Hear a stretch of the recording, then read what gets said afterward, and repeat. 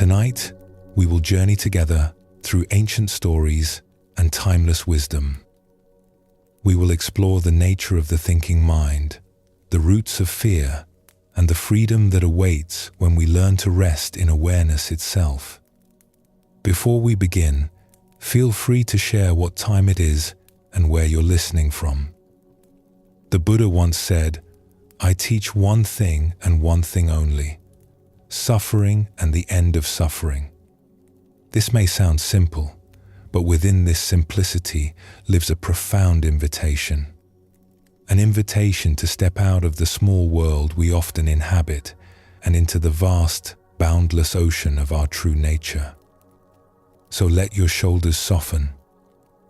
Let your breath find its own natural rhythm. And when you are ready, let us begin this gentle journey together. There is a question that lives at the heart of all spiritual seeking. It is a question so simple that we often overlook it entirely. And yet, when we finally turn to face it, everything begins to change. The question is this: where is home? We use the word so casually. We speak of going home, of feeling at home, of making a place our home. But have we ever paused to truly ask ourselves what we mean? Have we ever wondered if the place we have grown so comfortable in, the familiar waters of our daily thoughts and habits, might actually be something far smaller than what we were made for? The ancient teachers spoke often of this. They understood that human beings have a peculiar tendency to settle. We find a small pond and call it an ocean. We grow accustomed to its boundaries, its predictable currents, its familiar shores. And after a while, we forget that anything else exists. We forget that we ever longed for something more. The Buddha himself pointed to this when he observed that most of our suffering comes not from the circumstances of our lives, but from the way we hold tightly to the small and familiar. We wrap ourselves in thoughts like soft blankets, seeking comfort in their repetition. We build walls of worry and planning, believing they will keep us safe. And all the while, the vast ocean of peace waits just beyond the edge of what we know, patient as the moon, faithful as the tide. There is a teaching that has been passed down through countless generations of seekers. It says that what we seek is not far away. It is not hidden at the top of a distant mountain or locked behind temple doors. What we seek is closer than our own breath. It is the awareness in which all experience arises. It is the stillness beneath the noise. It is home. But we have wandered. We have become so fascinated by the play of waves on the surface that we have forgotten the depths from which they rise.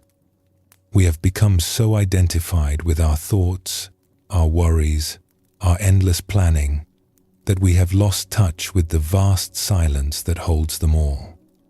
Tonight, we begin our journey with an ancient story. It comes to us from the Sufi tradition, passed down through generations of teachers who understood that the deepest truths often arrive wrapped in the clothing of a simple tale. This is the story of three fish and the day everything changed. Let us travel together to a lake in a faraway land many centuries ago. This lake had existed for longer than anyone could remember. It lay nestled in a valley between gentle hills, its waters fed by streams that wandered down from distant peaks where snow lingered even in summer. The water was clear and cool, with a soft green tint in the shallows where sunlight reached the sandy bottom, and a deep blue stillness in the center where the lake rested in quiet mystery. Along the edges, reeds grew thick and tall, their feathery tops swaying in the breeze like dancers keeping time to music only they could hear. Willows bent low from the banks, trailing their slender leaves across the surface, creating curtains of green shadow where small fish liked to rest. Water lilies floated in quiet coves, their white and pink blossoms opening each morning to greet the sun like prayers offered without words. In the early hours, before dawn fully broke, mist would rise from the water like breath. It would drift across the surface in soft, curling ribbons, turning the lake into something from a dream. Birds would call from the reeds in gentle voices. Frogs would sing their ancient songs. And the whole world seemed hushed and holy, as if waiting for something sacred to begin. 3 fish made their home in this lake. They had been born there, as had their parents and grandparents and all their ancestors before them, stretching back through generations beyond counting. The lake was all they knew. Its depths were familiar, its currents predictable, its seasons as regular as heartbeats. They knew where the warmest waters gathered in the shallows on summer afternoons. They knew where the sweetest food could be found when autumn winds scattered seeds across the surface. They knew where to shelter when winter brought its quiet cold, and where to rise to greet the first warm days of spring. To these fish, the lake was everything. It was safety and sustenance. It was comfort and community. It was the whole of their world, the only world they could imagine. It was home. Now, among these 3 fish, there were differences in temperament and understanding. The first fish possessed a certain quality of awareness, a depth of seeing that allowed her to sense what others missed. She would often swim to the quiet places of the lake and rest there, still and watchful, as if listening to something beyond the ordinary sounds of water and wind. The other fish sometimes thought her different, too serious, too inclined towards solitude.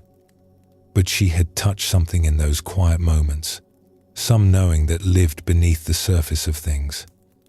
The second fish was thoughtful and observant, able to understand a situation once it had unfolded. But he was also hesitant, always gathering more information before making a decision. He could see the right path clearly, but often only after the moment for taking it had nearly passed. And the third fish was active and energetic, always in motion, always looking for the next thing. He believed deeply in his own abilities, in his quickness and determination. He had never met a situation he did not think he could handle through effort alone. These 3 had known each other all their lives. They had grown up together, swam together, rested together in the quiet evenings when the water turned gold with sunset light. And though they were different, they shared one thing in common. They all believed, without ever questioning it, that the lake was the whole of reality, that nothing existed beyond its shores worth seeking. One morning, as golden light began to spread across the water and the mist started to thin, shadows appeared at the edge of the lake. The first fish, swimming near the surface in one of her contemplative moods, noticed them before the others. There was something about the way the light fell differently, something about a subtle change in the feel of the water. She rose a little higher and looked toward the shore. Figures were gathering on the bank. They were carrying nets. In that moment, something stirred in the first fish. It was not fear, not exactly. It was more like a veil lifting, a sudden clarity that moved through her like light through clear water. She understood, with a knowing that went beyond ordinary thought, that change had come to the lake. The home she had always known was about to transform into something else entirely. But she remembered something too. She remembered the stories the old ones used to tell, stories most fish dismissed as legends or fantasies. Stories of an underground passage that led away from the lake through quiet darkness to something called the ocean. A body of water so vast that it had no edges, no boundaries, no end. A place of infinite space and endless peace. The first fish did not hesitate. She understood that her friends, dear as they were, loved this place too deeply to leave quickly. They would want to discuss, to consider, to wait and see. And she sensed that waiting was no longer wise. The Buddha once said, "An idea that is developed and put into action is more important than an idea that exists only as an idea." The first fish understood this in her bones. Understanding without action is not yet complete understanding. So she turned away from the surface, away from her companions, away from everything familiar. She swam down, gently down, into the deeper part of the lake, where the water grew cool and the light softened to a dim blue glow. There, hidden among smooth stones and soft silt, she found what she was looking for. A rounded opening in the lake floor, the entrance to the passage. The journey asked much of her. The passage was narrow and winding, and she had to move slowly, feeling her way through the darkness. The water tasted different here, older somehow, full of minerals from deep in the earth. Sometimes the passage opened into small caverns where she could pause and rest, floating in the quiet dark. Sometimes it narrowed, and she had to move with patience and care. But through it all, she held in her heart the image of boundless water, of freedom, of a home that had no walls. And she kept swimming, gently, steadily, trusting the passage to lead her where she needed to go. After what seemed like a very long time, something began to change. The darkness grew softer. The water began to taste different, cleaner, alive with salt and the freshness of open space. The passage widened. And then, like waking gently from a deep sleep, she emerged. The first thing she noticed was the light. It came from everywhere, filtering down through water so clear and blue that it seemed to glow from within. The second thing she noticed was the space. She turned in a slow, wandering circle, and in every direction there was only water. No shore, no boundary, no edge, only vastness stretching out in all directions, holding her as gently as a mother holds a sleeping child. She had found the ocean. For a long time, she simply floated there, letting the soft current move her, feeling the salt water flow over her like a blessing. Everything she had left behind seemed very far away now, like a dream she had once had and then woken from. In its place was only this, only vastness, only peace. She was home. Back at the lake, the second fish had watched his friend disappear into the depths. He had seen the figures on the shore. He had understood, in some part of himself, what was happening. But he had not moved. Now, as the nets began to spread across the water, he felt a wave of regret wash through him. Why had he not followed? Why had he waited? His guide was gone, and now he was alone with his own hesitation. The nets were drawing closer. He could feel the subtle change in the water's movement. There was no time to reach the deep passage now. It was too far. He had waited too long. But the second fish, though he had missed his first opportunity, had a certain quiet resourcefulness. In this moment of uncertainty, a memory came to him. Something an old fish had once said about the wisdom of stillness and surrender. Sometimes the Old One had said, the only way forward is to stop moving altogether. Sometimes we must let go of everything, even our need to act, to find our way through. And so the second fish did something unexpected. He stopped swimming. He let his body grow soft and still. He turned gently onto his side and allowed himself to float to the surface, drifting like a leaf, like a piece of wood, like something that had already let go. One of the figures on the shore noticed him floating there and waded over to look. A hand lifted him from the water and examined him briefly. The fish remained perfectly still, soft and quiet, offering no resistance.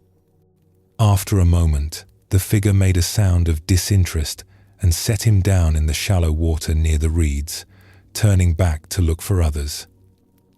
The second fish lay very still in the shallows, feeling the soft mud beneath him, the gentle lapping of water around his body. He waited, patient as a stone, as the figures moved away. Only when everything had grown quiet did he allow himself to stir.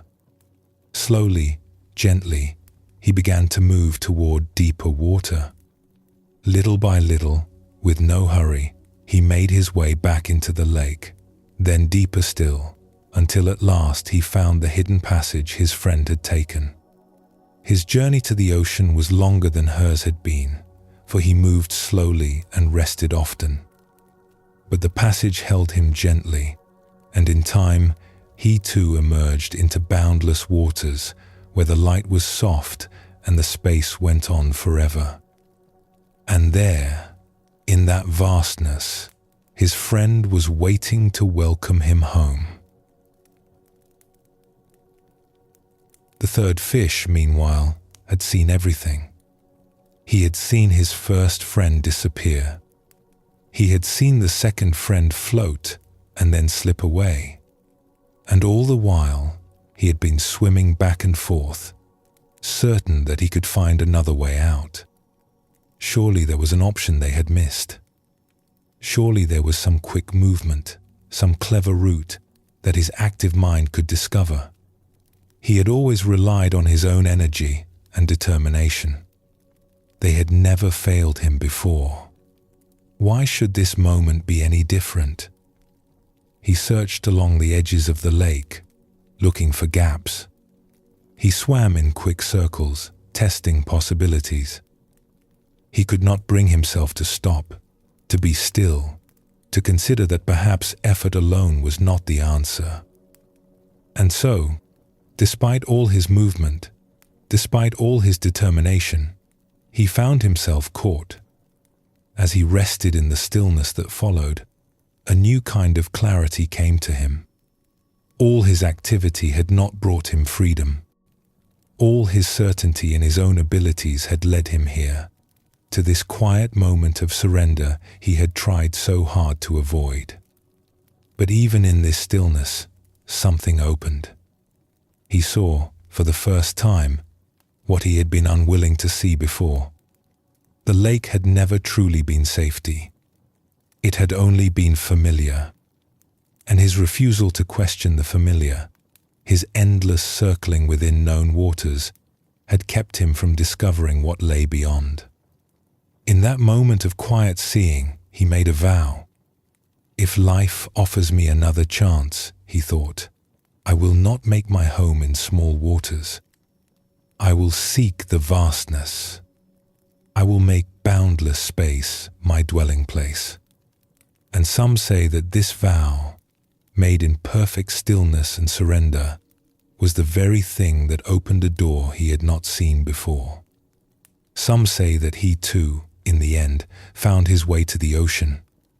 For the heart that truly lets go, the teachers tell us, always finds its way home.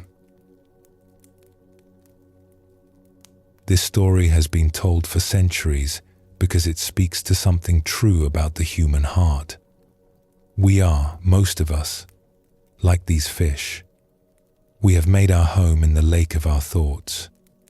The waters are familiar, We know every current of worry, every eddy of desire, every quiet corner where old habits like to gather.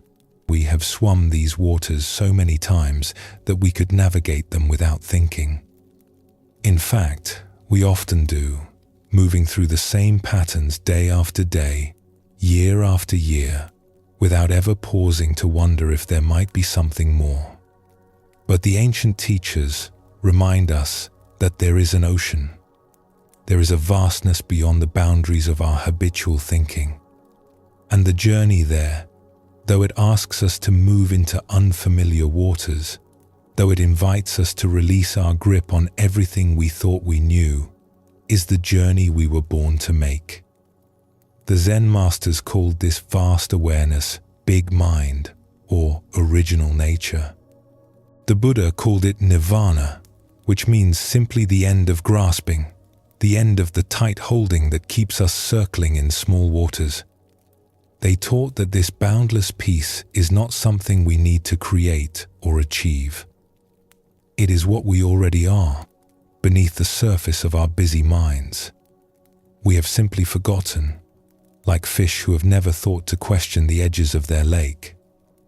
As one teacher expressed it beautifully, we are like waves that have forgotten they are water. Consider this for a moment. A wave rises from the ocean, takes shape for a little while, catches the light, curves and softens, and then dissolves back into the depths from which it came. For the brief time it exists, the wave might believe itself to be separate, a distinct thing with its own identity and boundaries. It might notice other waves and feel different from them, or similar to them, or alone among them. But the wave was never truly separate. It was always water. It was always the ocean, expressing itself in one temporary, beautiful form. The wave's sense of separate existence was not wrong, exactly, but it was incomplete. It was a partial truth that had forgotten the whole. This is our situation as well. Our thoughts, our emotions, our sense of being a separate self with a personal history and a private future, these arise like waves from the vast ocean of awareness. They are real, in their way. They are part of our experience, and they deserve to be honored and gently held. But they are not the whole of what we are. And when we mistake the wave for the totality of our being, we feel small and limited and alone.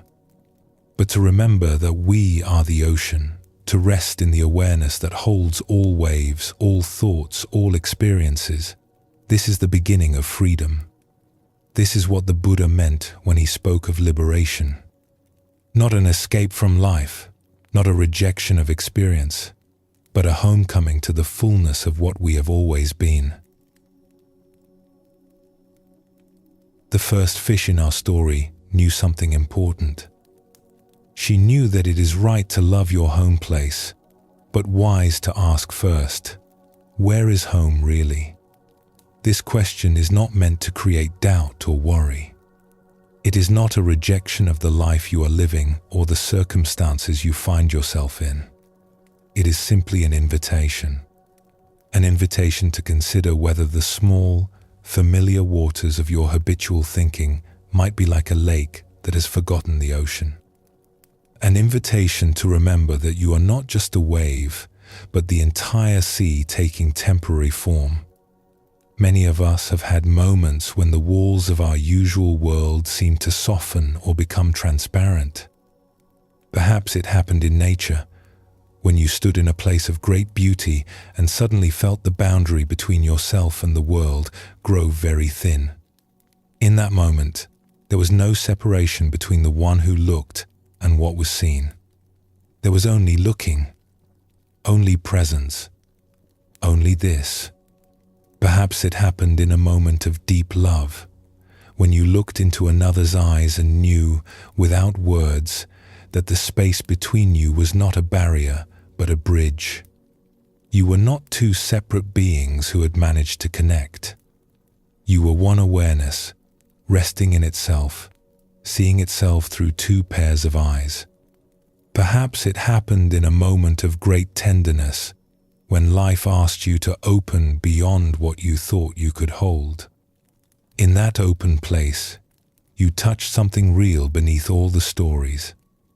You found, perhaps to your surprise, that even in the midst of great feeling, there was a stillness that could hold it all, a vastness that could embrace everything.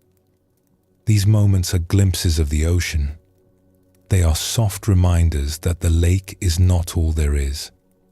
They are invitations to swim a little deeper, to rest a little more completely, to discover the boundless home that has been waiting for you all along. The spiritual path is simply the practice of turning toward these glimpses, honoring them, learning from them, and allowing them, slowly and gently, to transform the way we move through our days. Let us pause for a moment now. Take a slow, deep breath, and when you are ready, we will continue together.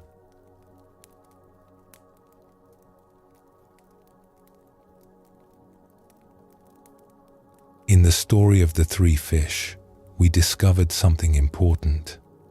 We discovered that the small, familiar lake of our habitual thinking is not the whole of what we are. There is an ocean. There is a vastness that has been waiting for us all along, patient and welcoming, ready to receive us whenever we are ready to swim beyond the shores we know. But here a question naturally arises. If freedom is so close, if the ocean is always available, why do we spend so much of our lives circling in small waters? What keeps us swimming in the same patterns, day after day, returning again and again to the same worries, the same fears, the same well-worn grooves of thought? This is what we will explore together now. We will look gently at the nature of the thinking mind. We will discover why some thoughts seem to hold us so tightly, while others drift past like clouds on a summer afternoon.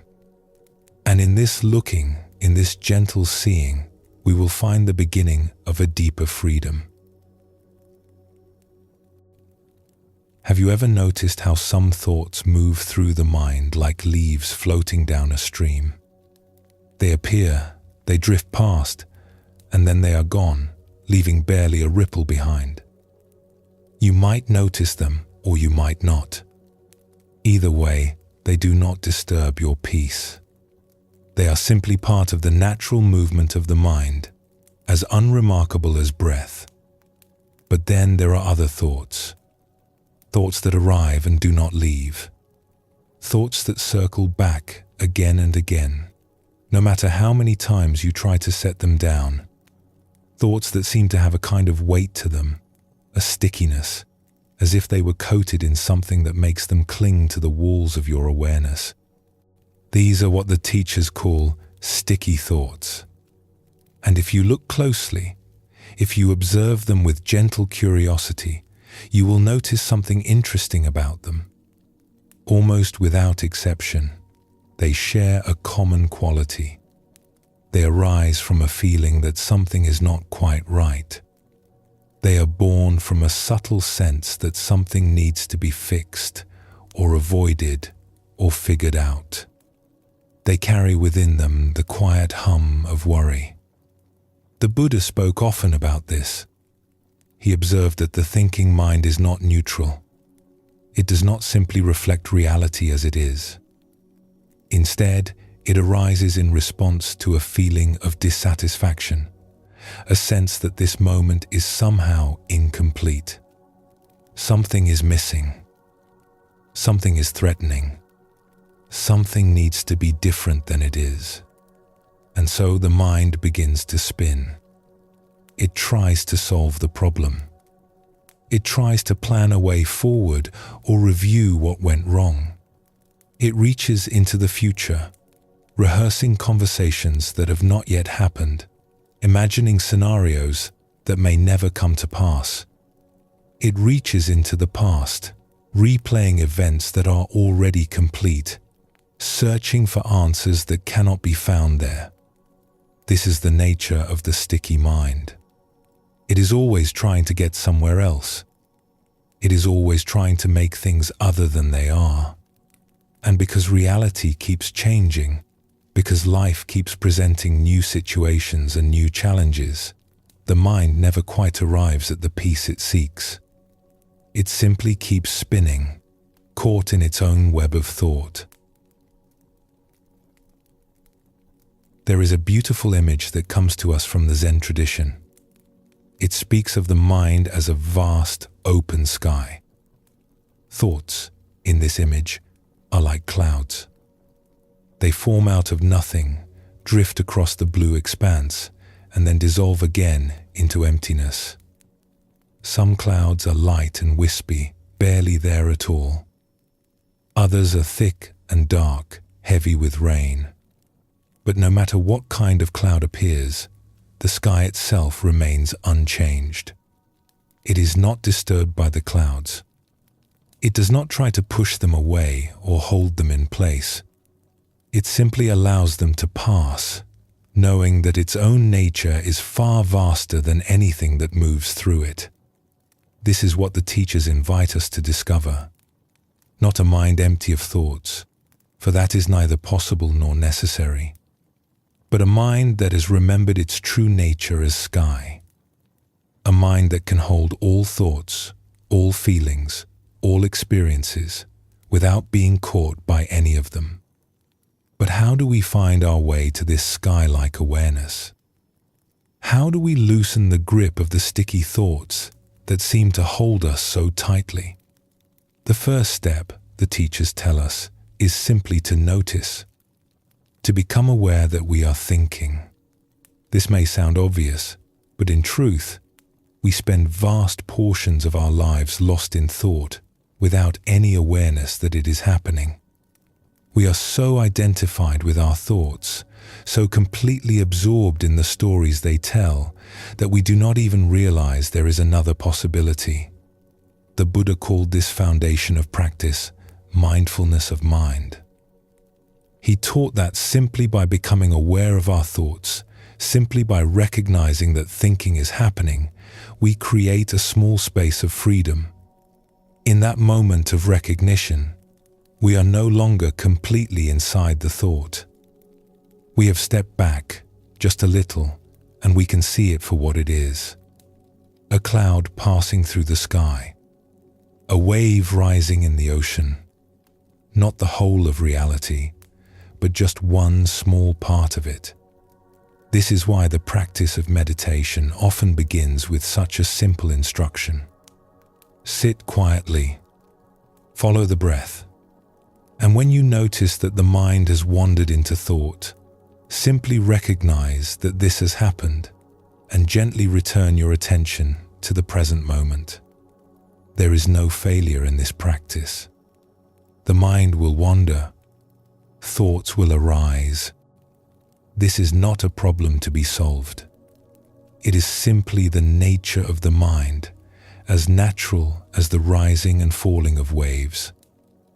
What matters is the moment of recognition, the moment when we wake up, even briefly, from the dream of thought. Each time this happens, we are strengthening our capacity to rest in awareness. We are learning, little by little, to be the sky rather than the clouds. Let us look a little more closely at these sticky thoughts, these clouds that seem so reluctant to pass. If you observe your own mind with gentleness and patience, you will likely notice certain patterns. You may notice that many of your thoughts fall into one of two categories. There are thoughts about the future, and there are thoughts about the past. The thoughts about the future often take the form of planning or worrying. The mind reaches forward, trying to anticipate what might happen, trying to prepare for every possibility. It rehearses conversations, imagining what you will say and what the other person might say in return. It plays out scenarios, some hopeful and some fearful, trying to find its way to safety and success. Perhaps you know this experience. You are lying in bed at night, and the mind begins to review tomorrow. It thinks about the tasks that need to be done, the people who need to be contacted, the problems that need to be solved. It circles through the same list again and again, as if repetition alone could guarantee that nothing will be forgotten, that nothing will go wrong. Or perhaps the mind reaches even further, into a future that is still uncertain. It wonders about decisions that have not yet been made. It worries about outcomes that cannot yet be known. It tries to plan for events that may never happen, building elaborate structures of thought to contain a future that remains, as all futures do, essentially unknowable. Then there are the thoughts about the past. The mind reaches backward, replaying events that have already unfolded, examining conversations that have already ended. It searches for meaning in what happened, for lessons to be learned, for mistakes to be identified and avoided next time. It rehearses what you should have said, what you wish you had done differently, what you hope you will remember if a similar situation ever arises again. This backward reaching of the mind can feel productive. It can seem like wisdom, like learning from experience. And sometimes it is. But often, if we look closely, we can see that it is simply another form of worry. The mind is trying to undo what cannot be undone. It is trying to find certainty in situations that have already passed beyond our control. Between these two movements, the reaching forward and the reaching back, very little space remains for the present moment. Very little attention is available for what is actually happening right now, in this breath, in this body, in this room where you are resting. And this, the teachers tell us, is the source of much of our suffering. Not the events of our lives themselves, but the way the mind carries them, turning them over and over, refusing to let them rest. There is a story that comes to us from an ancient monastery set among mountains in a land far away. Two monks were walking together along a muddy road after a heavy rain. As they approached a village, they came upon a woman standing at the edge of a large puddle. She was dressed in fine robes that she clearly did not want to muddy, and she seemed uncertain how to cross. Without a word, the older monk walked over, lifted the woman gently in his arms, and carried her across the puddle. He set her down on the dry ground on the other side, bowed slightly, and continued walking. The woman thanked him and went on her way. The two monks walked on in silence. But the younger monk was troubled. In their tradition, monks were not supposed to touch women, especially not to hold them so closely. He could not stop thinking about what had happened. The scene played in his mind again and again. The older monk's arms around the woman, her body pressed against his robes. The casual way he had set her down, as if it were nothing. For hours they walked, and for hours the younger monk churned with these thoughts. Finally, as evening approached and they neared their monastery, he could contain himself no longer. "Brother," he said, "how could you carry that woman? You know that we are not permitted to touch women. How could you hold her like that?" The older monk turned and looked at him with gentle eyes. "I set that woman down hours ago," he said. "Why are you still carrying her?" This simple story points to something profound about the nature of sticky thoughts. The event itself, the carrying of the woman, lasted only a few moments. It arose, it passed, and then it was complete. But in the mind of the younger monk, it continued for hours. He was still carrying something that had already been set down. He was still troubled by something that was already over. This is what we do with so many of our experiences. The moment passes, but we continue to carry it. We replay it, examine it, judge it, regret it. We construct elaborate stories about what it meant and what it says about us and what we should do differently next time. And all the while, life continues to unfold around us, offering new moments, new experiences, new opportunities for presence. But we miss them because we are still carrying what has already passed. The older monk in the story had learned something that the younger monk had not yet discovered. He had learned how to set things down. He had learned that wisdom lies not in avoiding experience, but in allowing it to complete itself, in letting each moment arise fully, be met fully, and then pass away fully, without clinging, without resistance, without the endless commentary of the thinking mind. This is what the Buddha called non-attachment. It is not coldness or indifference. It is not a withdrawal from life or a refusal to care. It is simply the wisdom of knowing when something is complete, the wisdom of setting down what has already passed, the wisdom of opening your hands and your heart to what is actually here, now, in this moment. We might wonder why the mind holds on so tightly. Why do we carry what has already passed? Why do we reach so anxiously toward what has not yet arrived? The teachers tell us that underneath all our sticky thoughts, underneath all our planning and worrying and rehearsing and reviewing, there is a single root, and that root is a feeling of not being quite safe, a subtle sense that something is wrong, or something is missing, or something threatens us that we must prepare for. This is the mood of fear. Not always the sharp, obvious fear that comes when danger is present, but a quieter, more pervasive unease. A background hum of anxiety that colors everything. A sense that we are not quite okay, that the world is not quite okay, that we must stay vigilant if we are to survive. From this feeling, the sticky thoughts arise. The mind is trying to protect us. It is scanning for threats, planning for dangers, reviewing past mistakes so that we will not make them again. In its own way, it is trying to take care of us. It is trying to ensure our safety in what it perceives as an uncertain and potentially hostile world.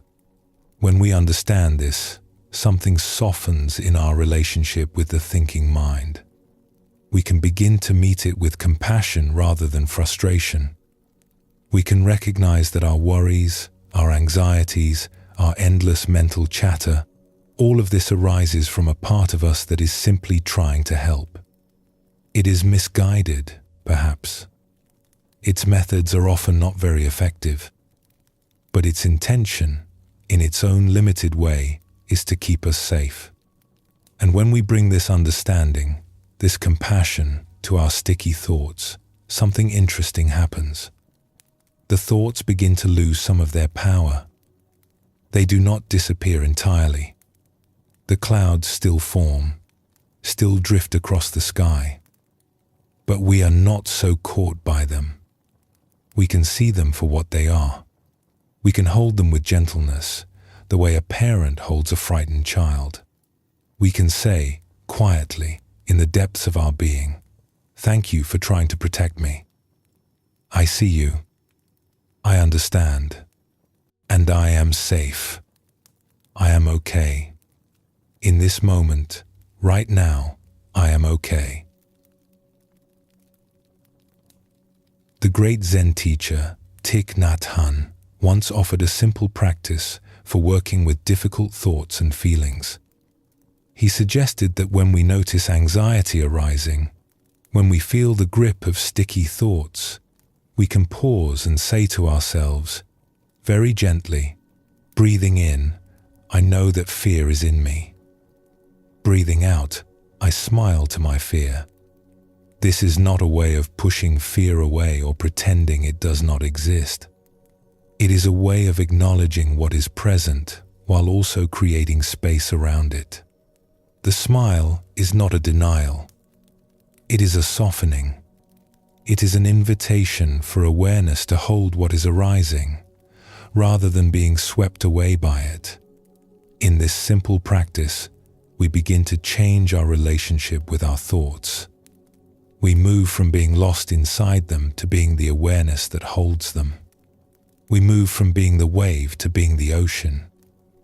And in that transition, however brief, we taste the freedom that is always available. As we rest here together, let us take a moment to notice what is happening in the mind right now. Perhaps there are thoughts moving through. Perhaps there are worries or plans or memories drifting across the open space of your awareness. This is natural. This is the mind doing what minds do. Can you notice these thoughts without trying to change them? Can you observe them with the gentle curiosity of someone watching clouds pass across a wide blue sky? You do not need to stop your thoughts. You do not need to empty your mind or achieve some special state. You simply need to remember that you are the sky, not the clouds. You are the ocean, not the waves. You are the awareness in which all experience arises and passes away. The Buddha said, "Nothing is to be clung to as I, me, or mine." This does not mean that we must reject our thoughts or fight against them. It simply means that we do not have to believe that they are the whole of who we are. We can let them come. We can let them go. And through it all, we can rest in the vast, peaceful awareness that is our true home. There is a practice, very simple and very profound, that can help us loosen the grip of sticky thoughts. It requires nothing but a moment of attention, a gentle awareness. When you notice that you are caught in thinking, when you realize that the mind has been spinning in its familiar patterns, you can pause and ask yourself a simple question: where am I right now? Not where is my mind, wandering in past or future, but where am I, this body, this breath, this awareness, right now, in this moment. And then you can notice the feeling of your body resting, the sensation of breath moving in and out, the sounds around you, near and far, the quality of light even behind closed eyes, the simple fact of being here, present, aware. This is the doorway out of sticky thoughts. Not fighting them, not analyzing them, not trying to figure out why they are there.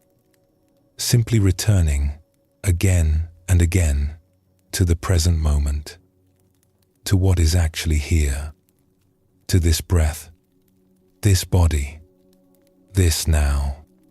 Each time we do this, each time we wake up from the dream of thought and return to presence, we are practicing freedom. We are remembering the sky. We are finding our way back to the ocean. Let us pause for a moment here. Let the thoughts that may still be moving through the mind simply be there, like clouds drifting across a vast and peaceful sky. And when you are ready, we will continue together, exploring how we can meet even the most tender places within us with the gentle light of awareness.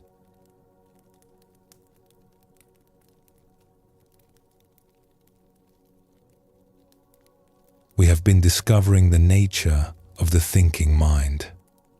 We have seen how thoughts can become sticky, how they can circle and return, how they arise from a subtle feeling that something is not quite right and needs to be fixed.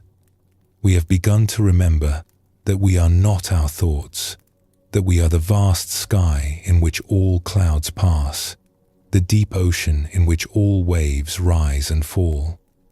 Now we turn to explore something equally important. We turn to look at what we miss when we are lost in the world of thought. What slips past us, unnoticed, while the mind is busy elsewhere. What gifts life offers that we cannot receive because our hands are too full of worry to hold anything new. This is a tender exploration. It is not meant to create regret or self-criticism. It is simply an invitation to see clearly, with compassion, the cost of living in the small world of our thoughts. And in that seeing, to open ourselves to something more. There is a story about someone who learned this lesson in a surprising way. This person was preparing for an important examination. It was the kind of test that felt like a doorway, a passage from one chapter of life into another. Everything seemed to depend on it. Success meant moving forward into a longed-for future. Failure meant disappointment, delay, perhaps having to reconsider the entire path. And so this person did what many of us do when something feels important. They gave themselves completely to preparation. They gathered books and notes and study materials until the desk was covered, until every surface in the room held some piece of information that might be needed. They read and memorized and reviewed, hour after hour, day after day, until the world beyond the window seemed very far away. At first, this felt productive. It felt like dedication, like commitment, like doing what needed to be done. But as the days passed and the examination drew closer, something began to change. The focus that had once felt empowering began to feel like a trap. The mind, instead of growing clearer, grew more cluttered. Worry crept in, then anxiety, then a kind of constant, low-level unease that colored everything. The examination board, the distant authority that would judge this person's worthiness, began to feel like an enemy. The test itself began to seem like something designed to catch mistakes, to expose inadequacies, to reveal all the ways this person was not quite good enough. The world, which had once felt friendly and full of possibility, now seemed hostile and threatening. And as this feeling grew, something happened to the rest of life. It began to fall away. Small things at first. The morning walk that had once been a source of refreshment was abandoned because there was no time. Meals became hurried, forgettable, eaten standing at the counter, or not eaten at all. Friends called and their voices on the phone felt like interruptions, distractions from the urgent work of preparation. The body, that faithful companion, began to send quiet signals asking for attention. There was tension gathering in the shoulders, a tightness settling into the jaw, a weariness behind the eyes.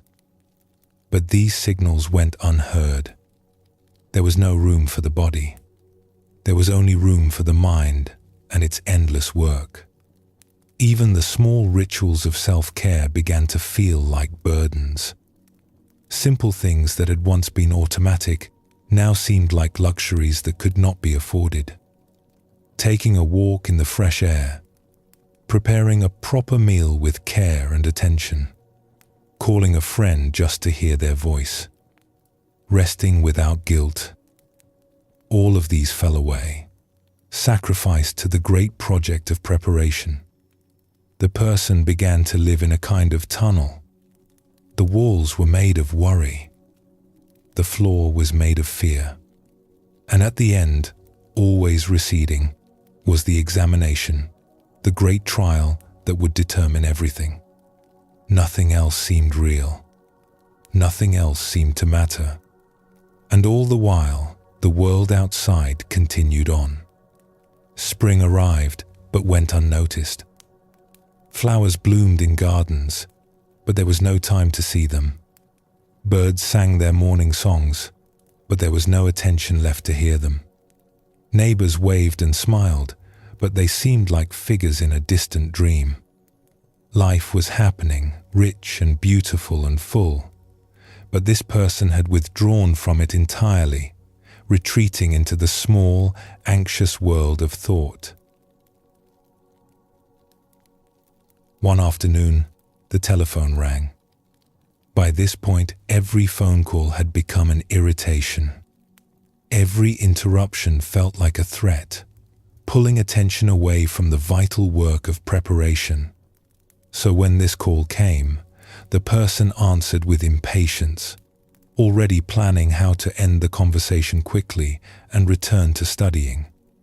A voice on the other end asked a few questions, confirmed a name, an age, a few other details. Then the voice said something unexpected. "Congratulations. You have won a trip to the islands."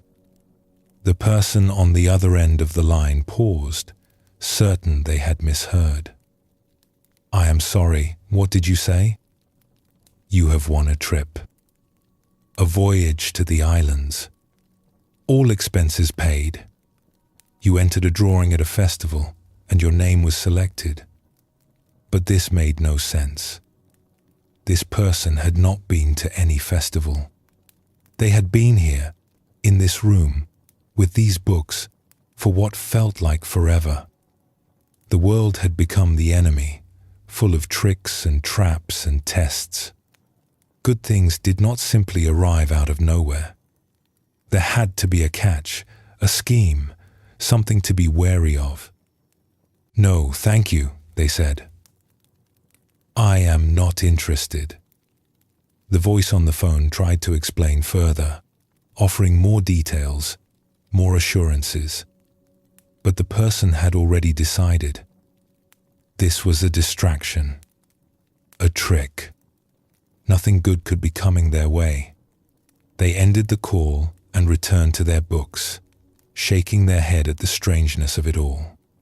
It was only hours later, through a conversation with a family member, that the truth emerged. The person had indeed won the trip. A loved one had entered their name in a drawing at a community gathering, a small act of kindness meant as a surprise. The prize was real. The gift was genuine. Someone who cared about them had thought of them, had wanted to give them something beautiful. But because this person had been so lost in the world of worry, so convinced that the universe was hostile and full of threats, they had not been able to receive it. They had turned away a gift that was freely offered, simply because they could not believe that anything good was possible.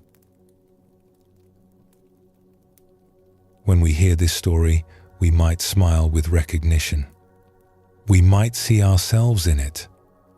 We might remember times when we, too, were so caught up in worry that we could not receive what was being offered.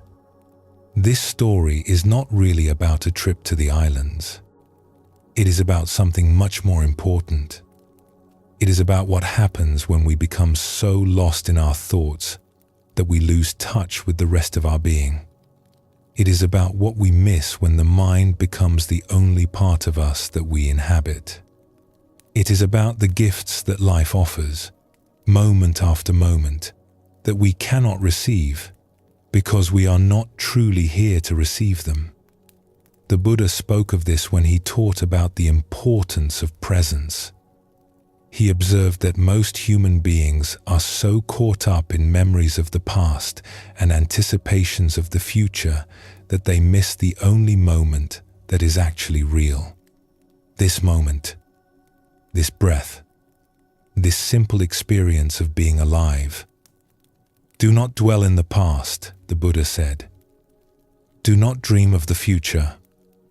Concentrate the mind on the present moment. This is not a teaching about productivity or efficiency. It is a teaching about being fully alive. Because life does not happen in our thoughts about the past. Life does not happen in our plans for the future. Life happens here, now, in the sensations of the body, in the sounds and sights and textures of this present moment. And when we are lost in thought, we miss it. We miss the only life we actually have. There is an old word in Chinese for busyness. When written, it combines two symbols. One means heart. The other means killing. Busyness is heart killing. This is not a criticism. It is simply an observation made with great compassion about what happens when we give ourselves completely to the world of thought and activity. We begin to lose touch with the heart. We begin to forget that we have a body. We begin to treat our deepest selves as inconveniences, as obstacles to be managed, as problems to be solved, so that we can get on with the important work of thinking and doing. But the heart is not an obstacle. The body is not a problem. They are doorways to presence. They are the very means by which we can receive the gifts that life offers. When we are disconnected from the body, we cannot feel the simple pleasure of a deep breath. We cannot notice the warmth of sunlight on skin, the satisfaction of stretching tired muscles, the comfort of a soft place to rest. These small gifts are always available, offered freely, moment after moment. But when we live only in the mind, we cannot receive them. We do not even know they are being offered. When we are disconnected from the heart, we cannot feel the love that others offer us. We cannot receive their kindness, their care, their desire to help. Every phone call becomes an interruption. Every gesture of affection becomes a demand. We are too busy, too preoccupied, too lost in our own worries to let anyone in.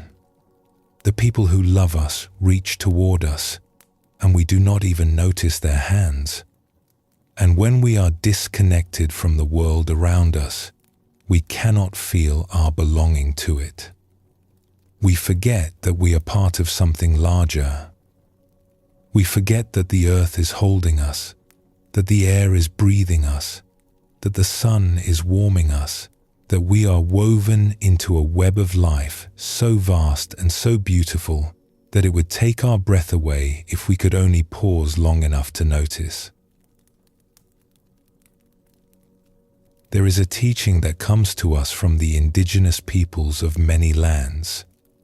It speaks of the importance of staying connected to the earth, to the rhythms of nature, to the living world that sustains us.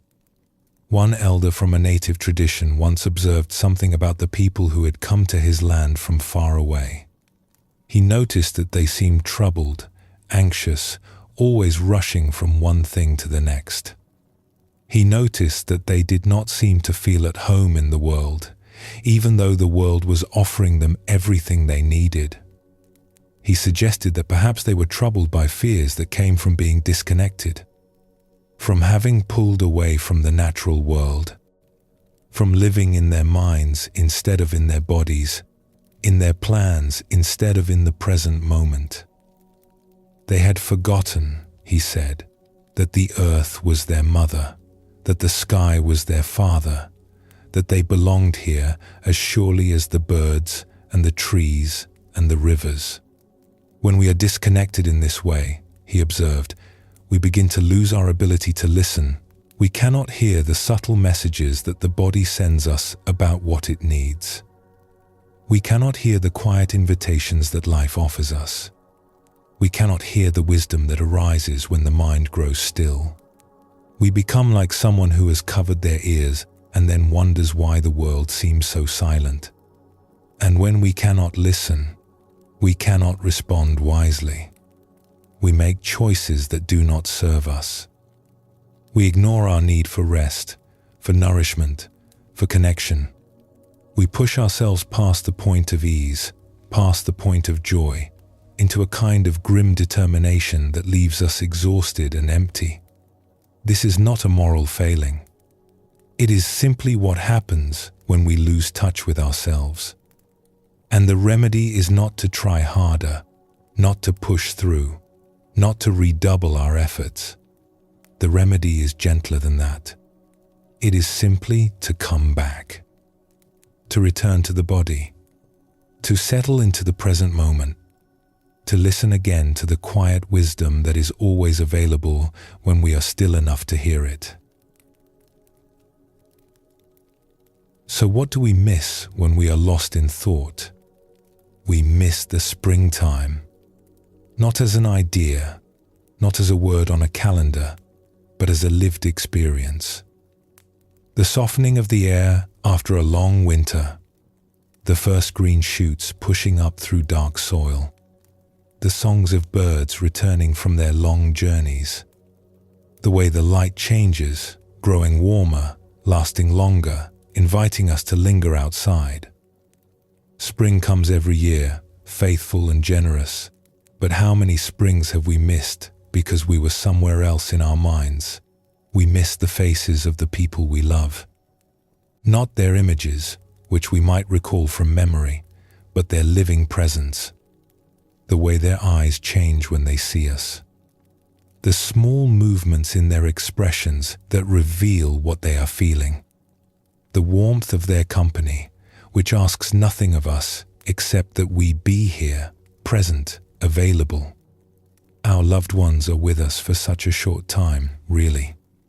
And yet how often are we truly with them, truly present to the gift of their being? We miss our own bodies. The miracle of breath that continues without our effort, sustaining us moment after moment. The steady beating of the heart, faithful and tireless, working on our behalf, whether we notice or not. The sensations of being alive, the subtle pleasures that are always available when we remember to notice them. The body is always here, always now, always offering us a doorway back to presence. But so often we are elsewhere, lost in thought, treating the body as merely a vehicle for the mind. We miss the sky, the stars at night, ancient light traveling vast distances to reach our eyes. The moon in its patient cycles, waxing and waning, tugging at the tides and at something deep within us. The clouds in their endless creativity, forming and dissolving, painting pictures that will never be repeated.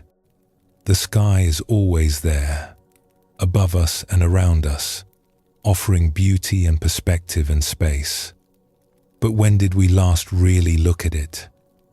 We miss the simple joy of being. Not doing, not achieving, not preparing for some future moment when we will finally be allowed to rest. Just being. Here, now, alive. This breath, this heartbeat, this awareness. This is the most precious gift of all, and it is always being offered, but we are often too busy to receive it. The Buddha called this kind of presence right mindfulness. It is one of the steps on the path to freedom. Not because there is something wrong with thinking, but because thinking alone is not enough. To be fully human, to be fully alive, we must also be present. We must inhabit our bodies. We must open our hearts. We must feel our connection to the earth and to each other. There is a poem from an ancient sage that speaks to this beautifully. It says, "The great way is not difficult for those who have no preferences. When love and hate are both absent, everything becomes clear and undisguised. Make the smallest distinction, however, and heaven and earth are set infinitely apart. When we are lost in thought, we are constantly making distinctions. This is good, that is bad. This should happen, that should not. This is a gift, that is a threat. And in all this distinguishing, we lose the simple openness that allows us to receive what is actually here. But when we return to presence, when we settle into the body and open to the moment, these distinctions begin to soften. We start to see that everything is offering itself to us. The breath is a gift. The heartbeat is a gift. The quiet is a gift. Even the difficulties, even the challenges, even the things we would not have chosen, these too are part of the great offering that is this life. We do not need to like everything. We do not need to pretend that hard things are easy. We simply need to be here, open, present, willing to receive what is given. This is what the person in our story could not do. They could not receive the gift that was offered because they had already decided that nothing good was coming. They had closed themselves off, retreated into the small world of worry, and in that closed state, even a genuine gift looked like a trick. But we can learn from this. We can notice when we have closed down, when we have retreated into thought, when we have forgotten that life is generous and kind. And in that noticing, something naturally begins to soften. The heart opens, just a little. The breath deepens, just a little. And we find ourselves, without effort, a little more available to what is being offered. Let's pause for a moment now. Take a slow, gentle breath. And when you are ready, we will continue together.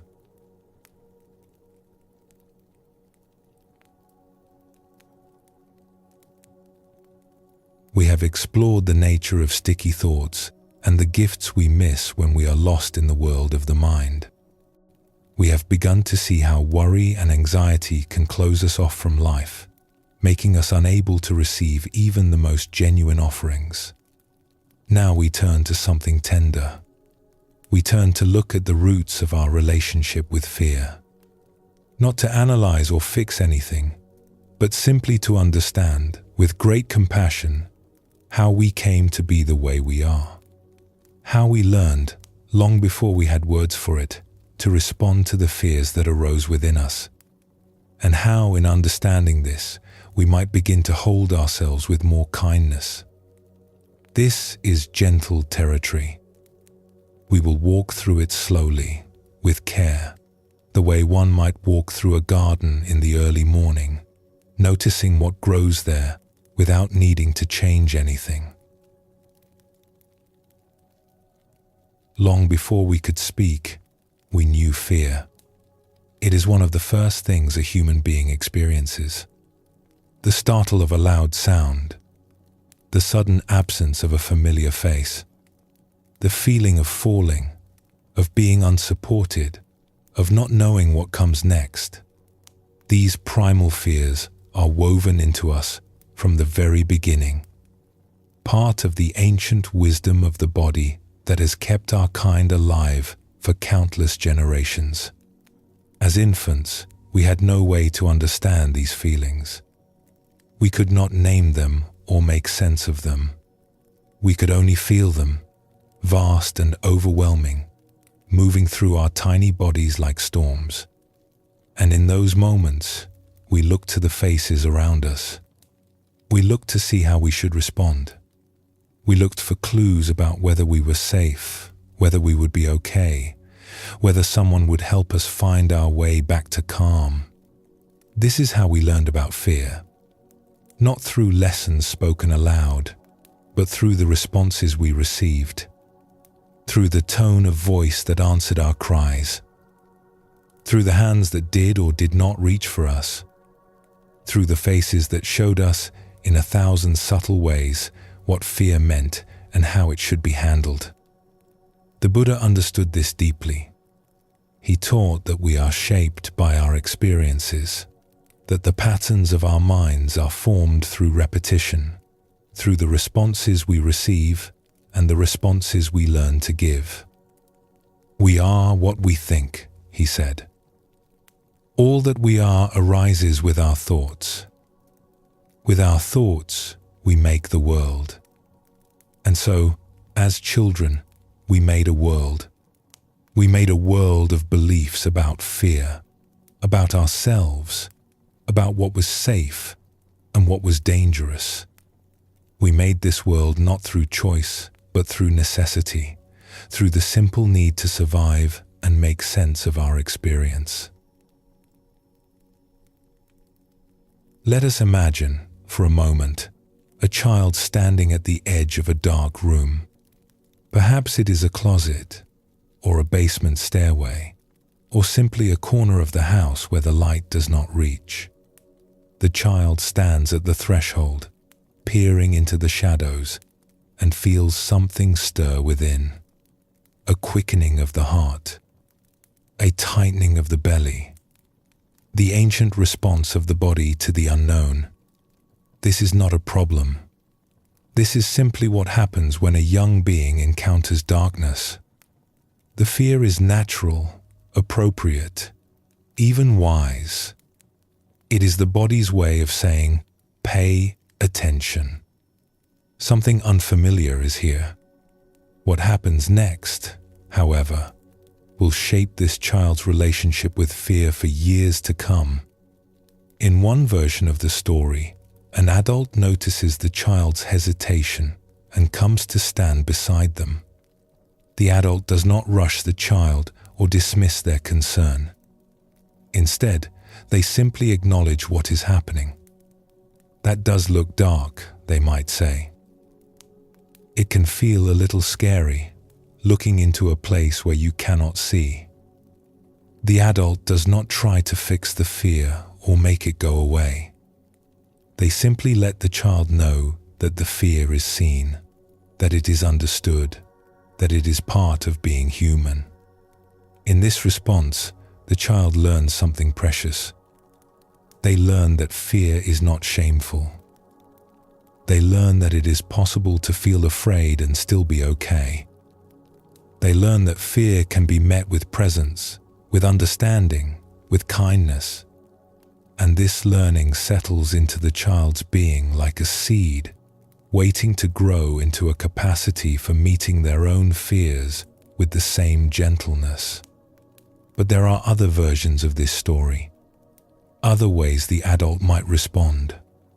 And each of these leaves a different imprint on the child's tender heart. Sometimes, the adult denies the fear entirely. There is nothing to be afraid of, they say, perhaps with a wave of the hand, perhaps with a hint of impatience. There is nothing in there. Do not be silly. The words are meant to reassure. The adult may genuinely believe they are helping. But to the child, the message lands differently. The child is feeling something real, something vivid and undeniable in their body. And now they are being told that this feeling is wrong, that it should not exist, that there is no reason for it. A small confusion enters the child's world.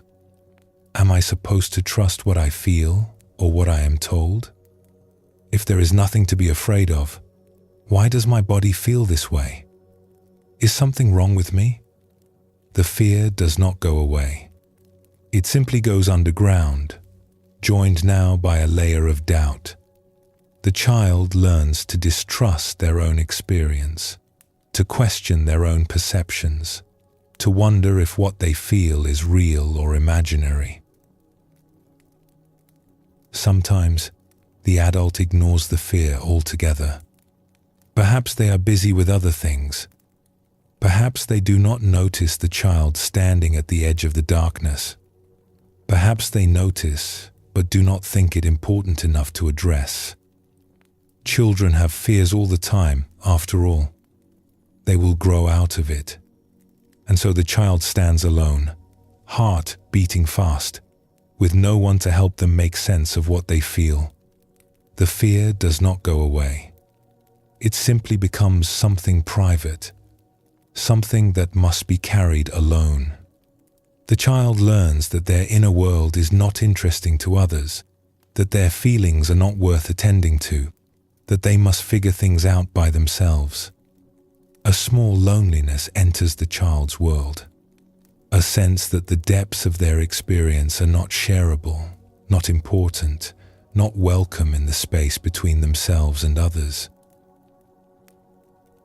Sometimes, the adult shames the fear. "Do not be such a baby," they might say, or "You are too old to be afraid of the dark." The words carry a sting, a suggestion that fear is not just unnecessary but embarrassing, a sign of weakness or immaturity. To a child, this is deeply confusing. The fear is there, as real and present as the floor beneath their feet. But now it comes with a judgment, a label, a sense that feeling this way makes them less than they should be. The child does not stop feeling afraid. They simply add another layer to the fear of being seen as afraid. Now they must hide what they feel, must pretend to be braver than they are, must present a face to the world that does not match what is happening inside. A small split occurs, a gap between the inner experience and the outer presentation. And this split can last a lifetime, the habit of hiding our fears, of pretending we are fine when we are not, of believing that our vulnerability is something to be ashamed of rather than something to be held with tenderness. Sometimes, without meaning to, the adult feeds the fear. "Be careful," they say, with a worried look. "It is a dangerous world. You never know what might happen." The words come from love, from a desire to protect, but they carry a message about the nature of reality. The world is threatening. You are not safe. You must always be on guard. The child absorbs this message, not just through words, but through tone, through expression, through the subtle ways the adult's own anxiety communicates itself. Fear becomes not just a response to the unknown, but a way of relating to life itself. The world becomes a place of hidden dangers. Trust becomes difficult. Relaxation becomes rare. And the child learns, without anyone intending to teach them, that life is something to be defended against, rather than open to.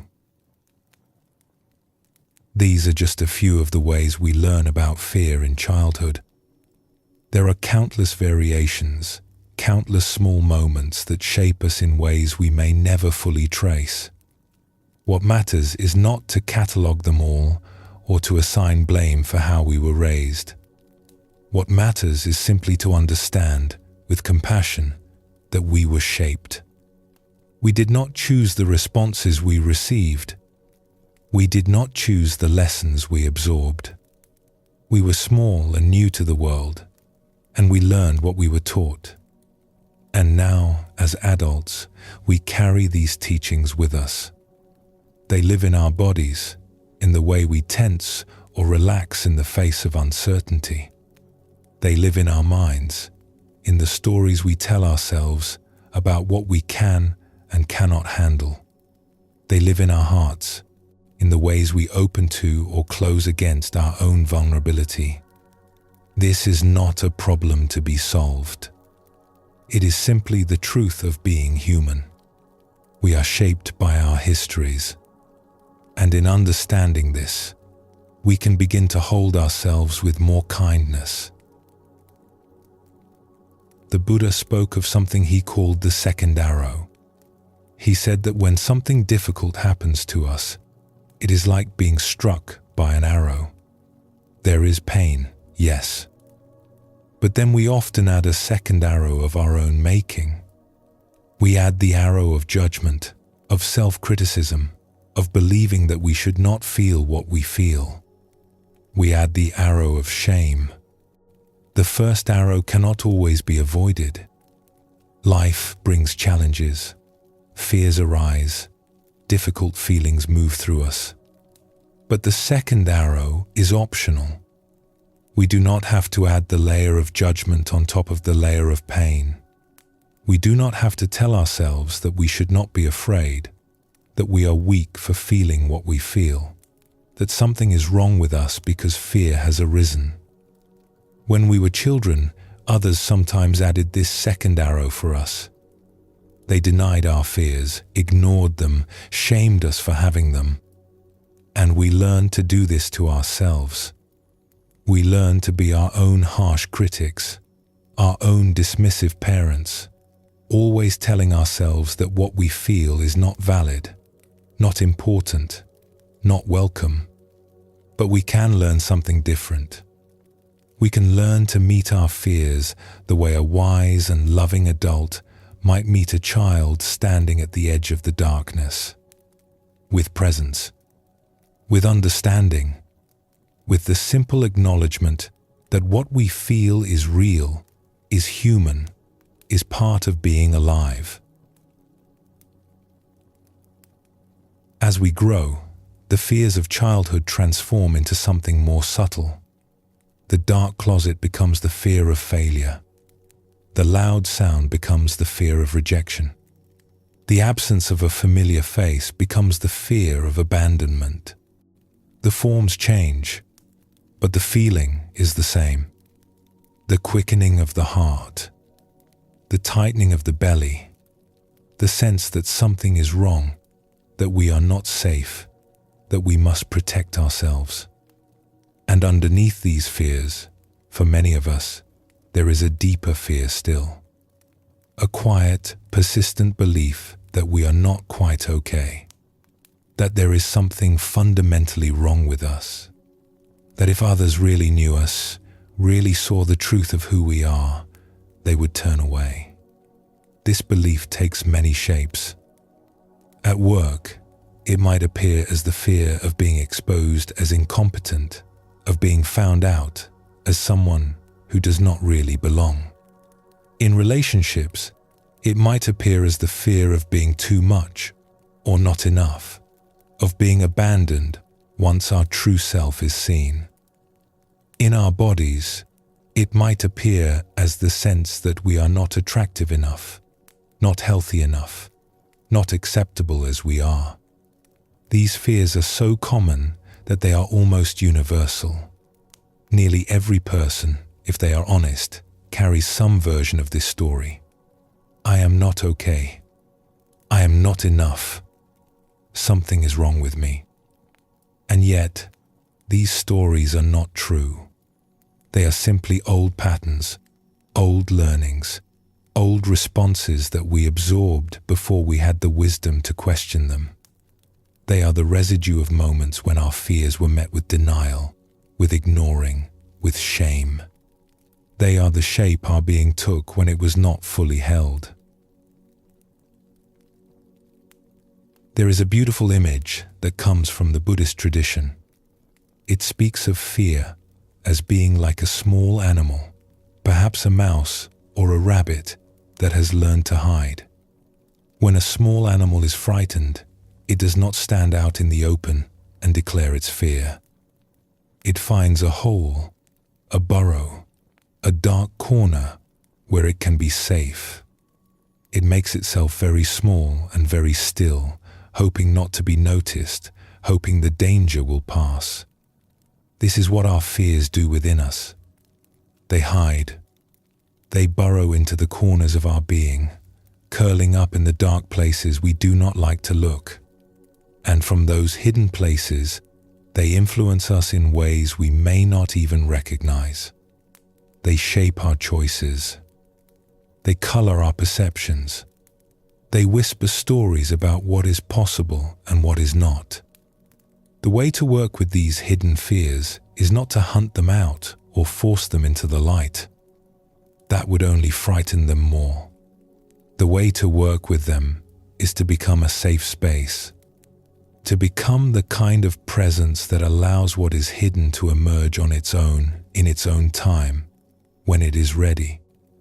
This is what the wisest adults do for children. They create safety. They offer presence. They let the child know through their steady kindness that whatever arises is welcome here. And slowly, the child's fears can begin to relax, to come out of hiding, to be met with the tenderness they have always needed. We can learn to do this for ourselves, not through effort or force, but through patience, through kindness, through the willingness to be with ourselves the way we might be with a dear friend who is struggling, or a child who is afraid. The Zen master Thich Nhat Hanh spoke often of this kind of self-compassion. He taught that we can learn to hold our fears the way a mother holds a crying baby, not trying to stop the crying, not judging the baby for being upset, but simply offering presence, warmth, care, holding the baby gently and letting it know that it is safe, that it is loved, that everything is okay. "Hello, my fear," he would suggest we say. "I see you. I know you are there. I am here for you." This is not a practice in the sense of something difficult to do. It is more like a recognition, a transformation in how we relate to what arises within us. Instead of pushing fear away or pretending it does not exist, we simply acknowledge it. We make room for it. We let it know that it is welcome to be here, that it does not have to hide anymore. And something remarkable happens when we do this. The fear, which seemed so solid and so powerful, begins to soften. It does not necessarily go away, but it loses some of its grip. It becomes just another wave in the ocean of our experience, arising and passing like all waves do. We carry so much from childhood, not just memories, but ways of being, ways of responding, ways of relating to ourselves and others that were formed in those early years when we were too young to choose. This is not cause for despair. It is simply the truth of how human beings are made. We are shaped by what we experience, and we can be reshaped by what we experience now. Every moment of kindness we offer ourselves is a new experience. Every time we meet our fear with gentleness rather than judgment, we are laying down a new pattern. We are teaching ourselves, slowly, patiently, that it is safe to feel what we feel, that we are okay, just as we are, that the fears we carry do not define us and do not have to rule us. The Buddha taught that nothing is fixed. Everything is in constant change. The patterns we learned in childhood are not permanent. They are simply habits, grooves worn into the mind through repetition. And new grooves can be worn. New habits can be formed. New ways of being can emerge. This is the promise of the path.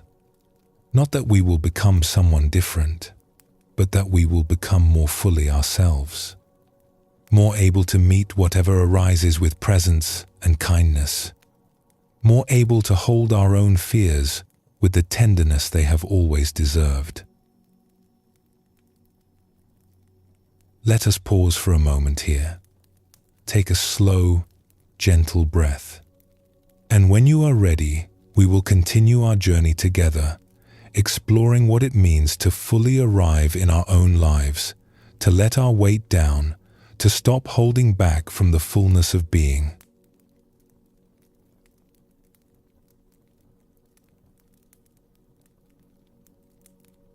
We have been walking together through tender territory. Now we turn to something simpler, and yet in some ways more profound. We turn to the question of what it means to truly be here. Not partly here, not almost here, not here in body, while the mind is elsewhere, but fully, completely, wholly present in this moment, in this body, in this life. There is an image that captures this beautifully. It is the image of letting your weight down. After all the holding and bracing and preparing, allowing yourself to rest completely in the support that is already there. There is a story about an elderly man who was given a special gift by his family. This man had lived a long life, full of work and responsibility, full of caring for others and meeting the demands of each day. He had raised children and watched them grow. He had weathered difficulties and celebrated joys. He had done what needed to be done, year after year, decade after decade. Now he was old, and his family wanted to give him something memorable, something he had never experienced before. And so they arranged for him to take a ride in a small airplane, the kind with an open cockpit, where you can feel the wind and see the earth spread out below like a great quilt of green and gold. It was his first time in the air. His grandchildren stood on the ground, waving and cheering, as the little plane lifted off and began to climb. They watched it circle overhead, dipping and rising, tracing patterns against the blue sky. And then, after a while, it descended and landed softly on the grass. The old man climbed out of the cockpit, and his family rushed to meet him. They were eager to hear about his adventure, to know what it had been like to fly for the first time. "How was it, grandfather?" they asked. "How was your flight?" The old man paused. He looked at their eager faces, then looked back at the plane, then looked at them again. "It was wonderful," he said slowly. "Truly wonderful. But I must confess something to you. The whole time I was up there, I never quite let my weight down." There is so much in this simple admission. Here was a man who had been given a remarkable experience. He had been lifted into the sky, had seen the world from a perspective few people ever see, had felt the wind and the motion and the freedom of flight. And yet, some part of him had held back. Some part of him had not quite trusted the experience, had not quite surrendered to it, had kept itself braced against the possibility of something going wrong. He had been in the airplane, but he had not been fully in the airplane. He had been having the experience, but he had not been completely present to it. Some essential part of him had remained perched at the edge of the seat, ready to respond to danger, unable to simply rest in what was happening. And is this not true for so many of us, so much of the time? We go through our lives having experiences, but not quite landing in them. We are present, but not fully present. We are here, but some part of us is always somewhere else, watching, evaluating, preparing for what might come next. We sit in a beautiful place, but our minds are busy with tomorrow's concerns. We spend time with people we love, but our attention keeps drifting to things we need to do. We lie down to rest, but the body stays tense, ready to spring into action at a moment's notice. We never quite let our weight down. The Buddha spoke of this in his teachings on mindfulness. He observed that the mind has a tendency to be always somewhere other than where it is. It reaches into the future, anticipating, planning, worrying. It reaches into the past, remembering, regretting, reliving. And in all this reaching, it misses the only place where life actually happens, here, now, in this present moment. The secret of health for both mind and body, the Buddha taught, is not to mourn for the past, worry about the future, or anticipate troubles, but to live in the present moment wisely and earnestly. This sounds simple, and in a way, it is simple. But it is not easy. We have spent so many years practicing the opposite. We have become experts at being elsewhere, at holding ourselves back, at keeping one foot out of our experience just in case we need to make a quick escape. The old man in the airplane had a lifetime of this practice behind him. A lifetime of responsibility, of staying alert, of taking care of things. His body had learned, over many decades, that it was not safe to fully relax, that something might need his attention at any moment, that he could not afford to simply let go and trust that everything would be okay. And so, even in a moment of pure gift, even in an experience that asked nothing of him but to receive it, he could not quite let himself land. He could not quite let his weight down. What does it mean to let your weight down? Think of what happens when you sit in a chair and truly relax. At first, you might perch on the edge, muscles engaged, spine holding itself upright through effort. But then, if you allow it, something shifts. The body begins to release its holding. The muscles soften. The spine settles into the support of the chair. And gradually, the weight that you have been carrying, the weight that you have been holding up through effort, transfers to the surface beneath you. This is letting your weight down. It is trusting that you are supported. It is releasing the effort of holding yourself up and allowing something else to hold you. We do this physically when we truly rest, but we can also do it in a deeper sense. We can let the weight of our lives down. We can stop holding everything up through effort and allow ourselves to be supported by something larger. This is what the spiritual teachers point toward when they speak of surrender, of trust, of letting go. They are not asking us to become passive or careless. They are inviting us to discover that we do not have to carry everything ourselves, that there is a ground beneath us, a support that has always been there, waiting for us to rest upon it. The Zen tradition speaks of this as taking the backward step. Instead of always reaching forward, always striving, always trying to get somewhere else, we turn around. We settle back. We let ourselves arrive in the place where we already are. One teacher described it this way: rest in natural great peace, this exhausted mind, beaten helpless by karma and neurotic thought, like the relentless fury of the pounding waves in the infinite ocean of samsara. Rest in natural great peace. These words are like an invitation to stop struggling, stop striving, stop holding ourselves up, to simply rest, to let the weight down. To discover that peace is not something we have to achieve, but something we can relax into.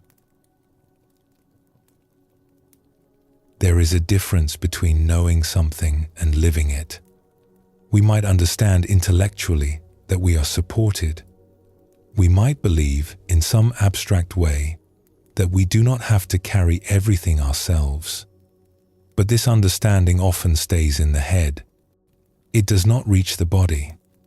It does not change the way we actually move through our days.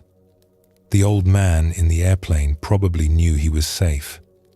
He knew intellectually that the plane was well built, that the pilot was experienced, that everything was fine. But his body did not know it. His body was still bracing, still holding, still preparing for something to go wrong. This is true for many of us. Our minds have one understanding, but our bodies carry a different story. And the body's story is often older, deeper, more influential than anything the mind believes. To truly let our weight down, we must bring our understanding out of the head and into the body. We must let the body know, through direct experience, that it is safe to relax, that it is safe to trust, that it is safe to be fully here. This does not happen through thinking.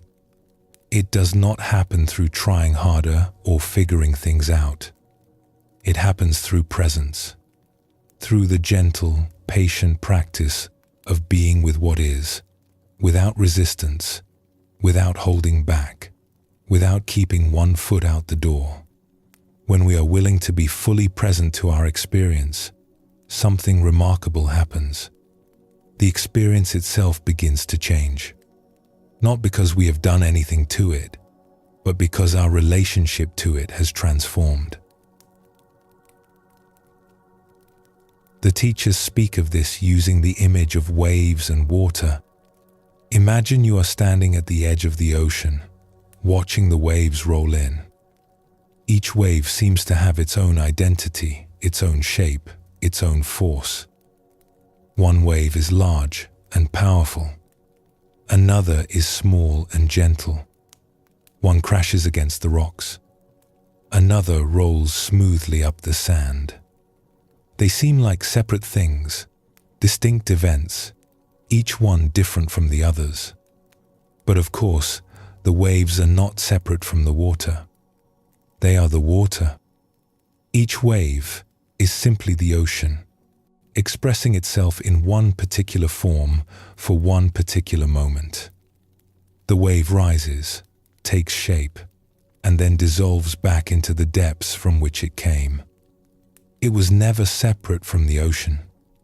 It was always water, from beginning to end. Our experiences are like this. Our thoughts, our emotions, our sensations, they arise like waves, take shape for a while, and then pass away.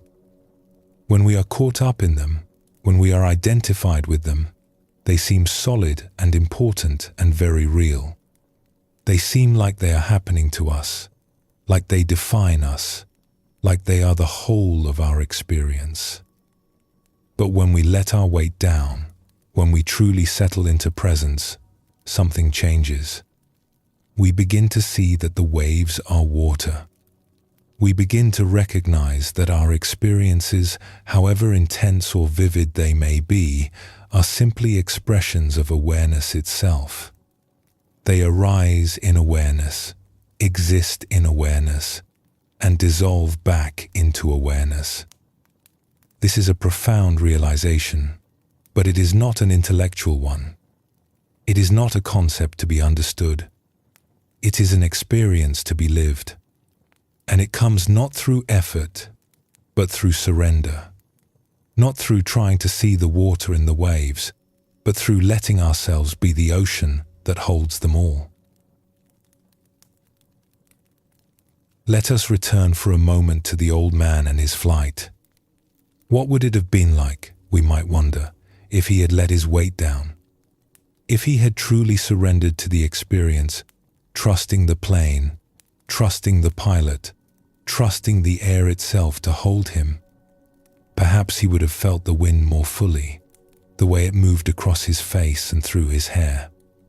Perhaps he would have seen the earth more clearly, the patchwork of fields and forests, the silver threads of rivers, the tiny houses and roads that looked like a child's drawing from so high above.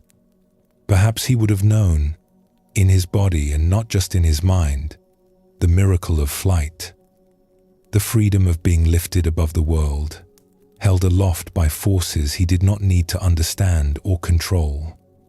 Perhaps he would have laughed with pure joy. Perhaps he would have wept with gratitude.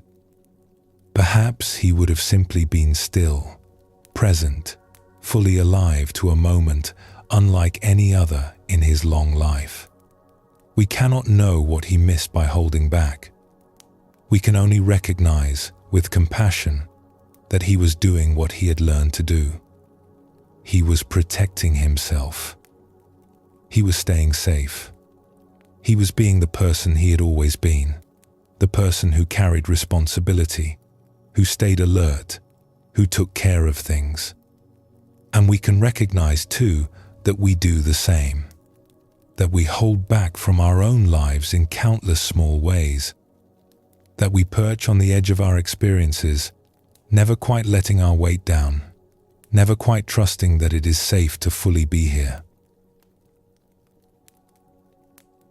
The invitation of the spiritual path is to learn something different, not to become careless or irresponsible, not to abandon our duties or neglect the things that need our attention, but to discover that we can be present, fully present, and still take care of what needs to be taken care of, that we can let our weight down and still respond to what life asks of us. In fact, the teachers tell us we respond better when we are fully present. We see more clearly. We act more wisely. We meet each moment with the freshness and attention it deserves, rather than reacting from old habits and automatic patterns. The Buddha taught that mindfulness, full presence in the current moment, is the foundation of the entire path. It is not one practice among many. It is the ground on which everything else rests. Without presence, we are like someone trying to tend a garden in the dark. We might do some good, but we will also miss much of what needs our attention. With presence, everything changes. The garden is illuminated. We can see what is growing and what needs tending. We can respond to what is actually here, rather than to our ideas about what should be here. There is a story from the Zen tradition about a student who came to a master seeking enlightenment. "Please," the student said, "teach me the way to liberation." The master looked at the student kindly. "Have you eaten your breakfast?" he asked. The student was confused by this question, but he answered honestly, "Yes, I have eaten." "Then wash your bowl," the master said. And in that moment, according to the story, the student was awakened. What does this simple exchange teach us? Perhaps many things, but one thing it surely teaches is that enlightenment is not somewhere else. It is not a special state to be achieved through heroic effort. It is here, in the ordinary moments of daily life. Eating breakfast, washing a bowl, letting our weight down into the simple activity of this moment. We are always looking for something more, something special, something that will finally bring us the peace we seek. But peace is not waiting for us at the end of some long journey. Peace is here, in the full presence to whatever is happening now, in the willingness to let our weight down, to stop holding back, to be completely where we are. As we rest here together, consider this possibility. What if you did not have to hold anything up right now? What if you could let go of all the effort, all the vigilance, all the bracing against what might happen? What if, just for these few moments, you could let your weight down completely? You do not have to solve anything. You do not have to figure anything out. You do not have to prepare for tomorrow or review yesterday. You can simply be here, resting, supported by whatever surface holds you. The ground is there. The chair, the bed, the floor, whatever it has been holding you all along. You do not have to help it. You do not have to hold yourself up. You can let go, and you will still be held. This is what the old man could not quite trust, up there in the airplane. But you can trust it now. You can let your body know, through this very moment of rest, that it is safe to soften, safe to release, safe to let the weight down. The Buddha said, "Peace comes from within. Do not seek it without." And peace is available right now, not because your circumstances are perfect, not because you have solved all your problems, but because you are willing to be here, fully, without holding back. The teachers sometimes say that awakening is not about adding something to who you are. It is about removing the barriers to what is already present. We are already whole. We are already at peace. We are already held by something vast and loving and utterly reliable. But we have forgotten this. We have covered it over with layers of worry and effort and self-protection. We have been holding ourselves up so long that we have forgotten what it feels like to rest. Letting our weight down is not an achievement. It is a release. It is the falling away of everything that is not essential. And what remains, when all the holding falls away, is simply this moment, this breath, this awareness, this peace. Let's pause for a moment. Let these words settle into you like stones sinking gently through clear water. And when you are ready, we will continue our journey together, exploring how we can change our sense of who we are, from the small self that worries and strives, to the vast awareness that holds it all.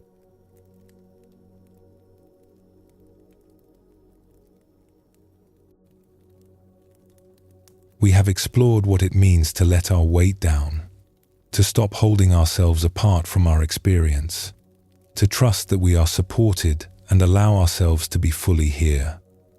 We have seen how much of life we miss when we perch at the edge of our moments, never quite landing, never quite arriving. Now we turn to something that may at first seem abstract, but is in truth the most intimate discovery of all. We turn to the question of who we are.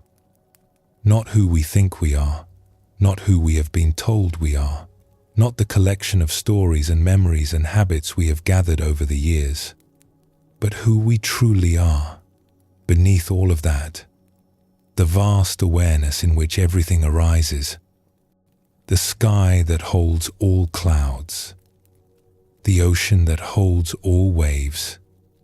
This is not a philosophical question, it is a lived discovery. And it begins, as so many discoveries do, with a shift in how we see. There is a story about a teacher who was known for unconventional methods. One day, this teacher gathered a group of students in a large room. The students sat in rows, waiting expectantly, wondering what lesson would be offered. The teacher was known for surprising them, for teaching in ways that bypassed the thinking mind and went straight to something deeper. On this day, the teacher brought out a large sheet of paper, the kind that covers most of a wall when unrolled. With great care, the teacher fastened it to the wall so that everyone could see. The paper was white and empty, a vast blank space. Then the teacher picked up a pen and, in the center of all that whiteness, drew a small mark. It was simple, just a few lines forming a shape that might have been a letter, or a bird in flight, or simply an abstract form. The mark was small, barely visible against the expanse of white surrounding it. The teacher turned to face the students. "What do you see?" the teacher asked. The students looked at the paper. One by one, they offered their answers. "A bird," said one. "A letter," said another. "A mark," said a third. "A shape. A symbol." The teacher listened to each answer with patience. Then, when everyone had spoken, the teacher smiled gently. "You have all told me about the mark," the teacher said. "But none of you has mentioned the paper. What you are looking at is not a mark. What you are looking at is a vast white space, with a small mark passing through it." The room fell silent. something shifted in the air.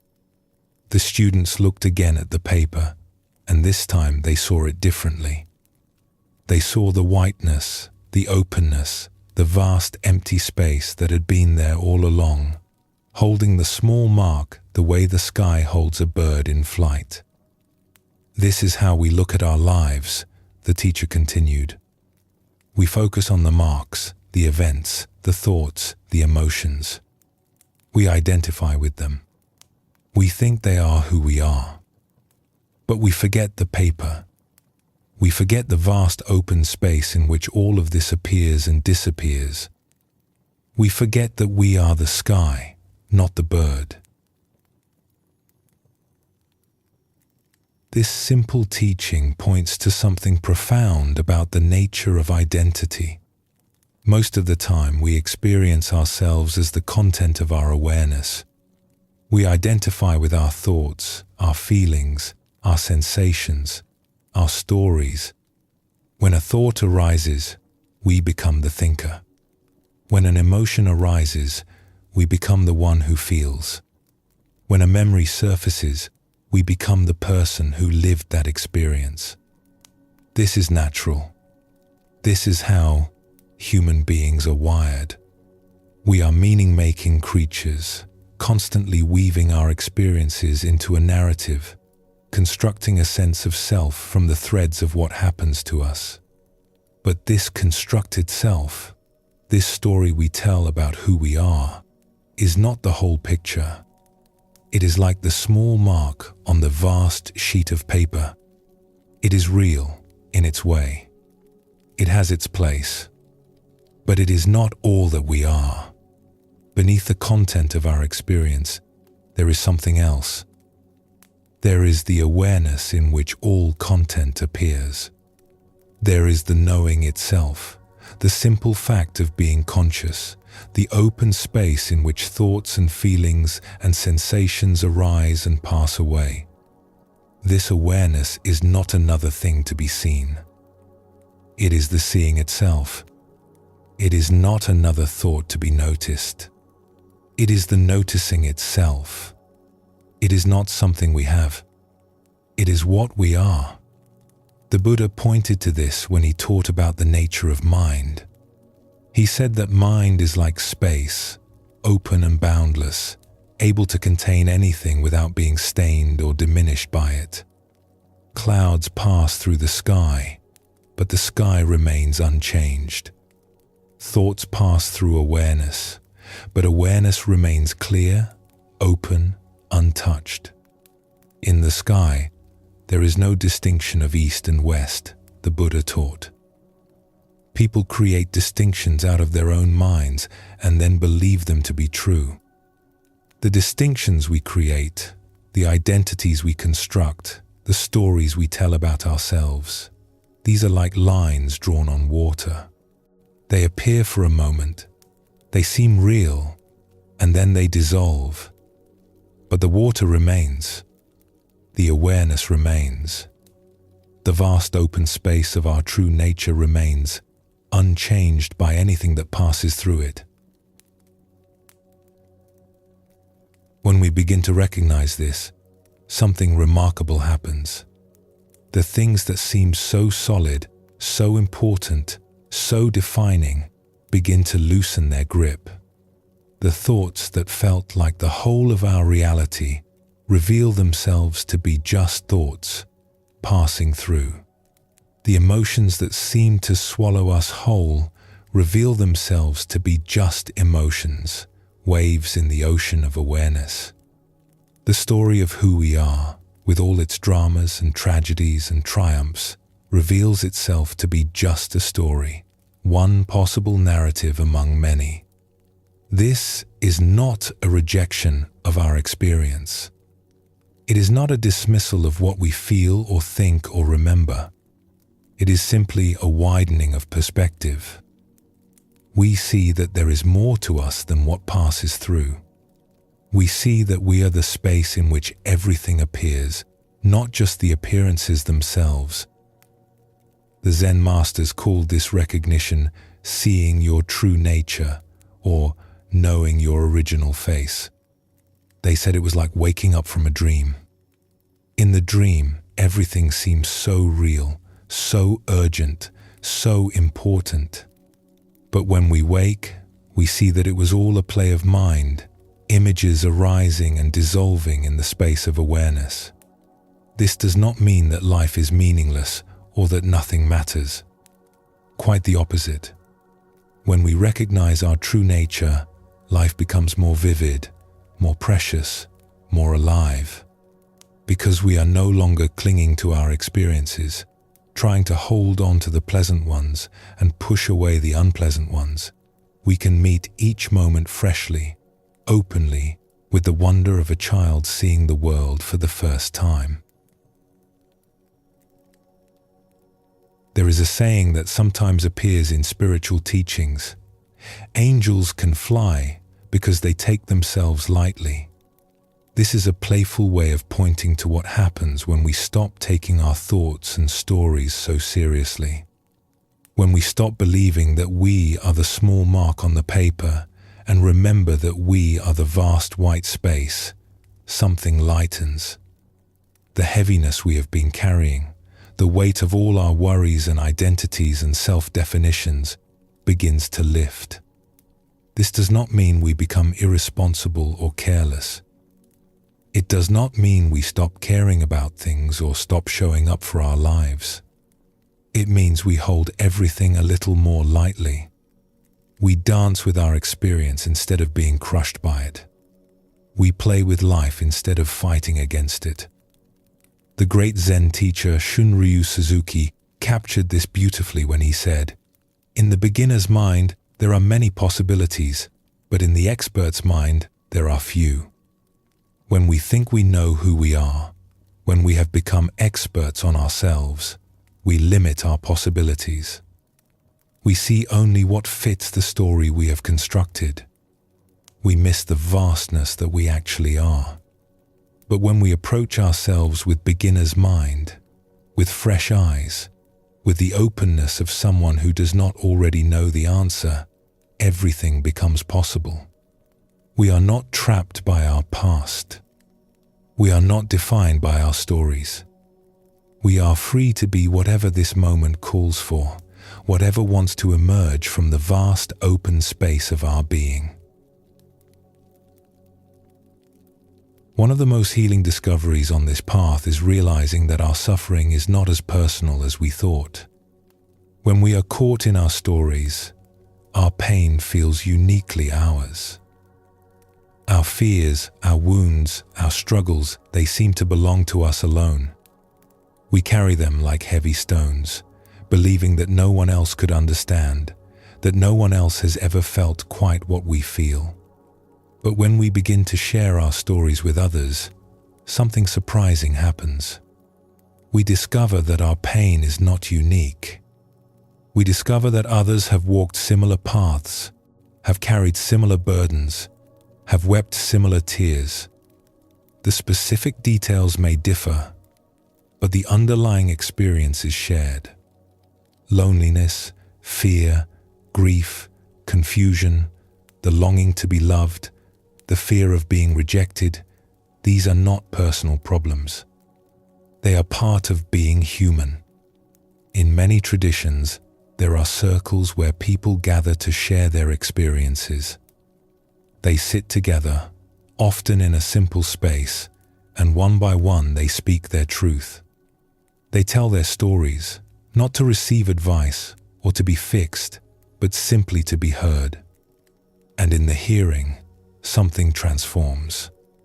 The story that seemed so heavy when carried alone becomes lighter when witnessed by others. The pain that seemed so isolating becomes a bridge of connection. We see ourselves in each other's faces. We recognize our own struggles in each other's words. And slowly, the illusion of separation begins to dissolve. This is why the Buddha emphasized community, what he called Sangha, as one of the 3 treasures of the path. We need each other, not because we are weak, but because we are human. We heal in relationship. We wake up in connection. We remember who we truly are by seeing ourselves reflected in the eyes of others.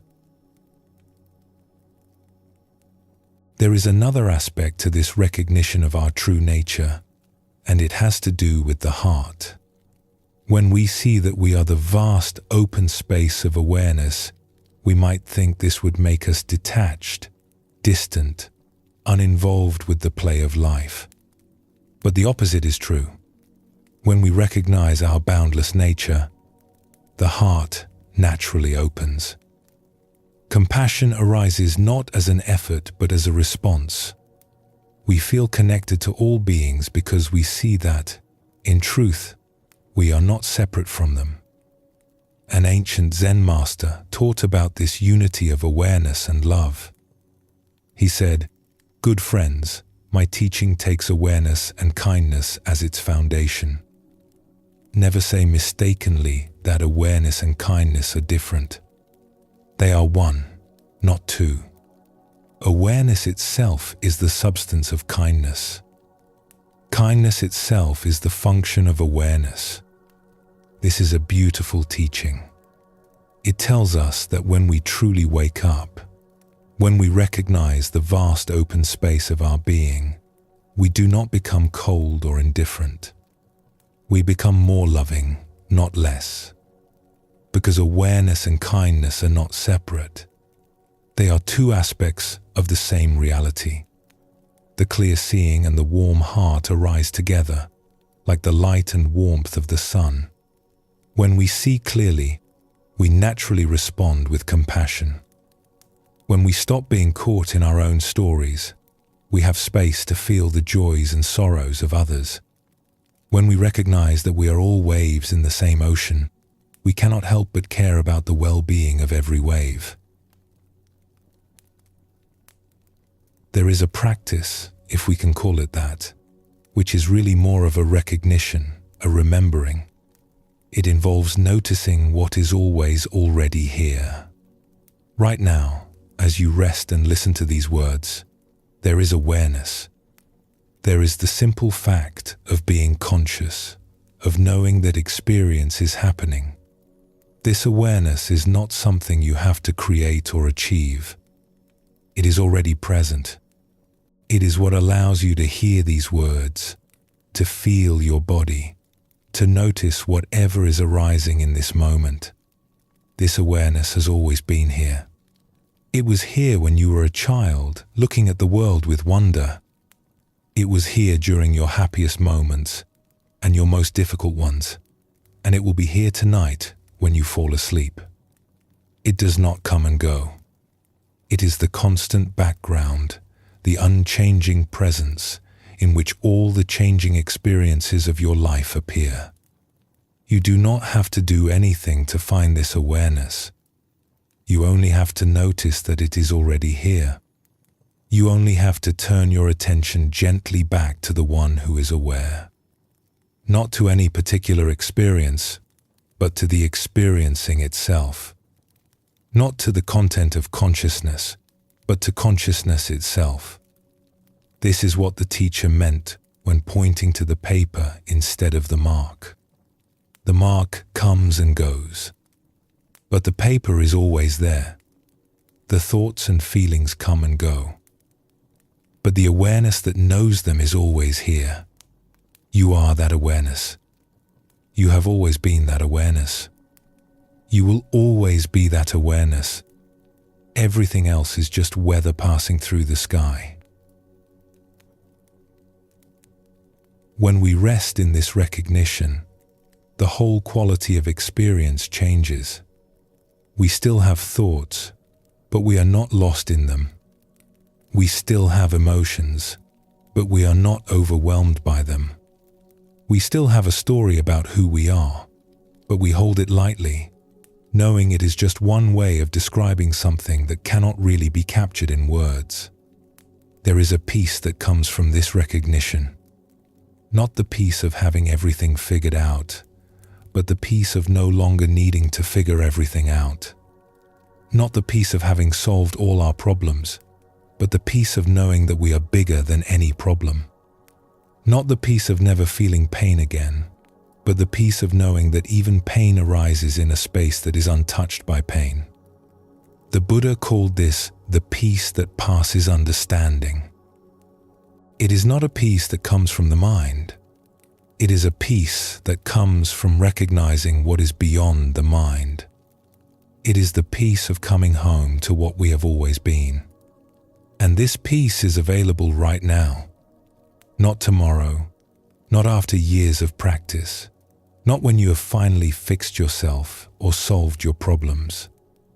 Now, in this breath, in this moment of simply being aware. The teacher with the paper was pointing to something that can only be discovered, never merely taught. Words can indicate the direction. Stories can inspire the journey. But the actual recognition, the moment when you see that you are the space and not just the content, this can only happen in your own direct experience. And it is happening, perhaps, even now. As you rest here, listening to these words, there is a quiet knowing. There is a stillness beneath the movement of thought. There is a vastness that contains everything you are experiencing, yet is not limited to any of it. You do not have to do anything special to be this awareness. You already are this awareness. You are simply being invited to notice what has always been true. The mark on the paper is beautiful. Your life, with all its joys and sorrows, its accomplishments and failures, its hopes and fears, this is a beautiful mark. It deserves to be honored and appreciated. It is the unique expression of something infinite taking form in this particular way, in this particular time and place. But you are not only the mark. You are also the paper. You are also the vast white space that holds everything.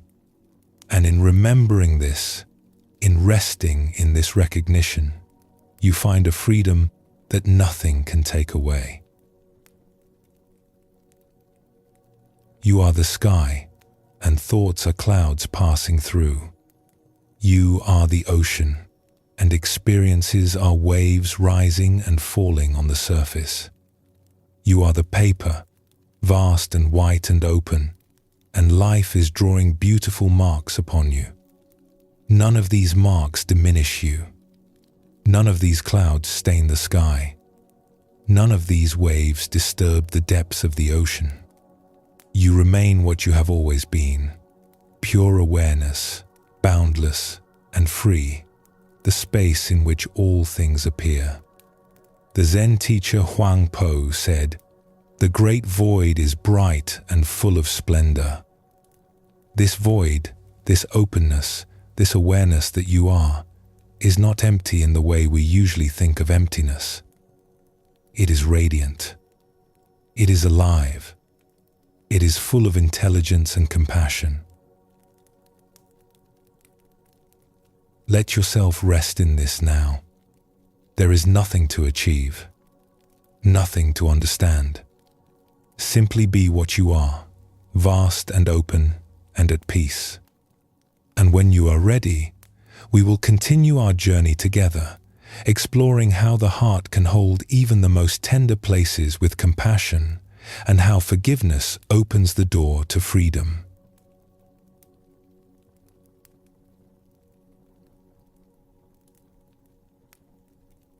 We have traveled far together on this journey. We have explored the nature of thought and the gifts we miss when we are lost in the mind. We have traced the roots of fear back to childhood and discovered how we might hold ourselves with greater kindness. We have learned what it means to let our weight down, to truly arrive in our experience. And we have glimpsed our vast nature, the sky in which all clouds pass, the ocean in which all waves arise. Now, we turn to the heart. Not the heart as an organ, pumping blood through the body, though that too is miraculous, but the heart as a capacity, The heart as the place where we meet life with tenderness.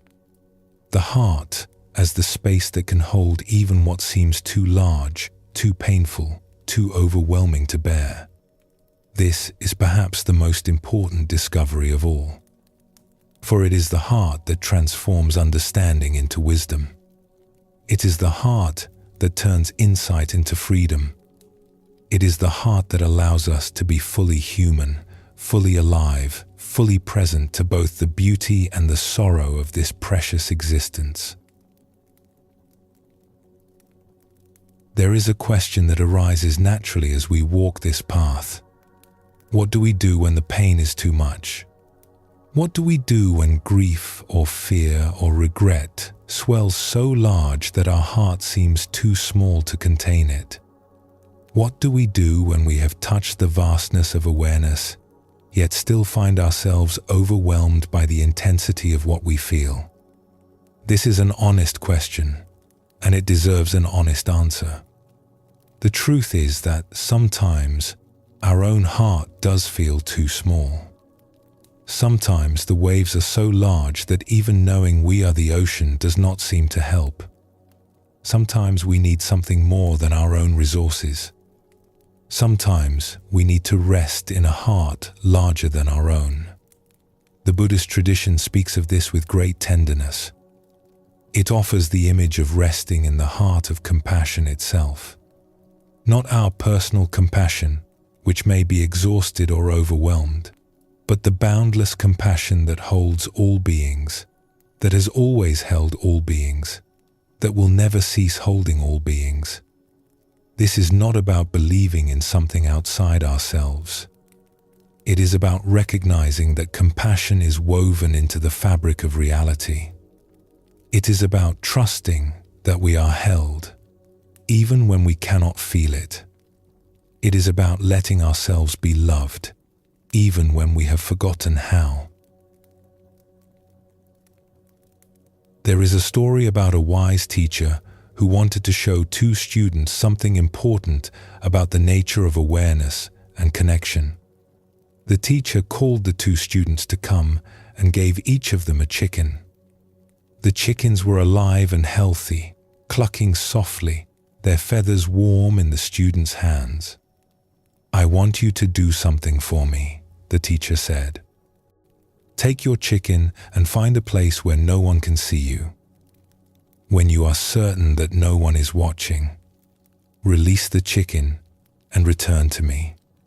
The first student nodded and walked away. He went behind a nearby building, looked around to make sure no one was there, released his chicken, and returned to the teacher within a few minutes. "Done," he said. "No one saw me." The teacher nodded and waited for the second student to return. Hours passed. The sun moved across the sky. Evening came, and still the second student had not returned. Finally, as the stars were beginning to appear, the second student walked slowly back to the teacher. He was still carrying his chicken. "I could not do it," he said quietly. "I walked and walked, looking for a place where no one could see. But everywhere I went, the chicken could see. I could not find a place where I was truly alone." The teacher smiled gently and placed a hand on the student's shoulder. "You have understood," the teacher said. This simple story points to something profound about the nature of connection. We often feel alone in our struggles. We carry our pain privately, believing that no one sees, no one knows, no one could understand. We hide our fears and regrets in the dark corners of our being, hoping they will stay hidden, hoping we will never have to face them. But the truth is that we are never truly alone. We are always seen, always witnessed, always held in a web of connection that extends far beyond what our ordinary eyes can perceive. The chicken sees. The trees see. The sky sees. the vast awareness that is the ground of all being sees. We cannot find a place where we are truly unseen, because seeing is the nature of existence itself. This might sound frightening if we are attached to our hiding, but it is actually deeply comforting. It means that we do not have to carry our burdens alone. It means that the compassion of the universe is always present, always available, always holding us, even when we have forgotten it is there. The Buddha spoke of this when he taught about the interconnection of all things. He said that nothing exists in isolation, that everything arises in dependence on everything else, that we are all threads in a single vast tapestry. As a net is made up of a series of ties, he taught, so everything in this world is connected by a series of ties. If anyone thinks that the mesh of a net is an independent, isolated thing, they are mistaken. We are not isolated. We are not separate. We are part of something much larger than ourselves. And that something holds us with infinite tenderness, whether we know it or not.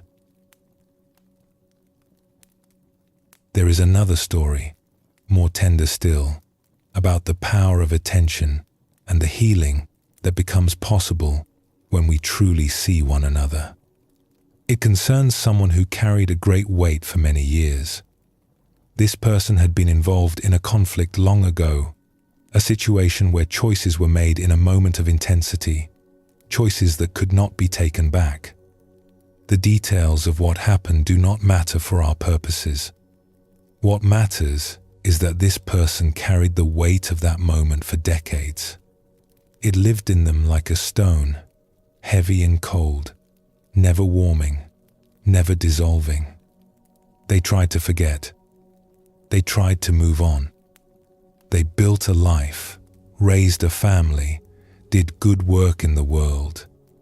But the weight remained. It was there when they woke in the morning and when they lay down at night.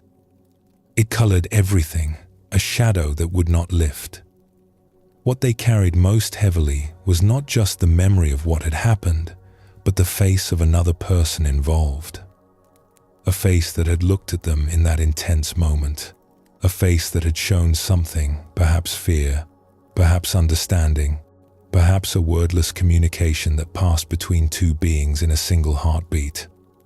This person kept a photograph. They had carried it for years, looking at it sometimes, wondering, grieving, unable to let go and unable to find peace. And then one day, after many years, they wrote a letter. The letter was addressed to the one whose face they had carried. It was a letter of acknowledgement, of sorrow, of asking for something that might not be possible to give. It was a letter that said, simply and honestly, what had lived unspoken for so long.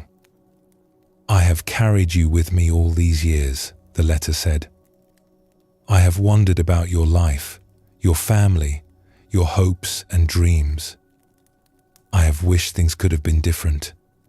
I have longed for understanding, for peace, for some way to set down this weight I have been holding. I do not know if forgiveness is possible. I only know that I am sorry. I only know that I see you, have always seen you, will always see you. And I hope, wherever you are, that you are at peace." Writing this letter was an act of profound courage. It was also an act of profound release. In the very act of acknowledging what had been hidden, in the very act of offering their truth to another, something shifted. The stone that had lived in this person's chest for so long began, finally, to soften. This is what happens when we bring attention to what we have been avoiding. The things we hide from ourselves, the regrets we carry, the shame we bury. These do not go away when we refuse to look at them. They simply go underground, continuing to influence us from the shadows, shaping our lives in ways we may not even recognize. But when we turn toward them, when we bring the light of awareness and the warmth of compassion to even the most tender places, something begins to heal. Not because we have fixed anything or changed what happened, but because we have finally allowed ourselves to be with what is. This is the heart's great gift. It can hold what the mind cannot solve. It can embrace what the intellect cannot understand. It can offer presence to the places that have been waiting, sometimes for many years, to be seen. The Buddha taught that attention is the most basic form of love. When we truly pay attention to something, we are offering it our presence, our care, our willingness to be with it, just as it is. This is what the heart does. It attends. It witnesses. It holds. And in that holding, healing becomes possible. There is a teaching about what to do when our own heart feels too small for what we are carrying. The teaching suggests that we can rest in a larger heart. We can allow ourselves to be held by compassion itself, by the love that moves through all things, by the tenderness that is the ground of existence. One way to do this is through imagination, though it is more than imagination. We can picture ourselves held in the embrace of something vast and loving. It might appear as a figure of compassion, a bodhisattva or a saint, or simply a presence of pure love. It might appear as light, warm and golden, surrounding and permeating our being. It might appear as simply a feeling, a sense of being held, supported, loved without condition. When we allow ourselves to rest in this larger embrace, something remarkable happens. Our own capacity for compassion begins to reawaken. It is as if the love we receive from outside reconnects us with the love that lives within. The heart that felt too small begins to expand. The walls we had built around our pain begin to soften. This is not weakness. This is wisdom. It is the wisdom of knowing that we do not have to do everything alone. It is the wisdom of receiving as well as giving. It is the wisdom of letting ourselves be loved so that we can love more fully. The great teacher, Thich Nhat Hanh, spoke of this when he taught about compassion for ourselves. He suggested that we can hold our own suffering the way a mother holds a crying child. Not trying to stop the crying, not judging the child for being upset, but simply offering presence, warmth, care. Darling, I am here for you, we can say to our own pain. I see you. I'm not going to leave you. You are safe. This is not a technique. It is a way of being. It is the natural response of a heart that has remembered its true nature. The poet Rumi wrote often about the heart and its capacity to hold all things. In one of his most beautiful verses, he offered guidance for those moments when we feel lost, when we feel far from peace, when we feel unable to find our way. Look as long as you can at the friend you love, he wrote. No matter whether that friend is moving away from you or coming back toward you, the friend he speaks of is not just a human friend, though it includes that. The friend is love itself. The friend is awareness itself. The friend is the vast, compassionate presence that holds all beings, that has never left us, that is always available if we will only turn toward it. Sometimes this friend seems to be moving away. Sometimes we feel abandoned by life, by love, by everything we thought we could count on. In those moments, Rumi says, keep looking. Do not turn away. Do not give up. Keep your attention on what matters most. And sometimes the friend seems to be coming back toward us. Sometimes grace floods in unexpectedly, filling us with a peace we did not earn and cannot explain. In those moments too, Rumi says, keep looking. Receive what is being offered. Let yourself be found. This is the practice of the heart, if we can call it a practice.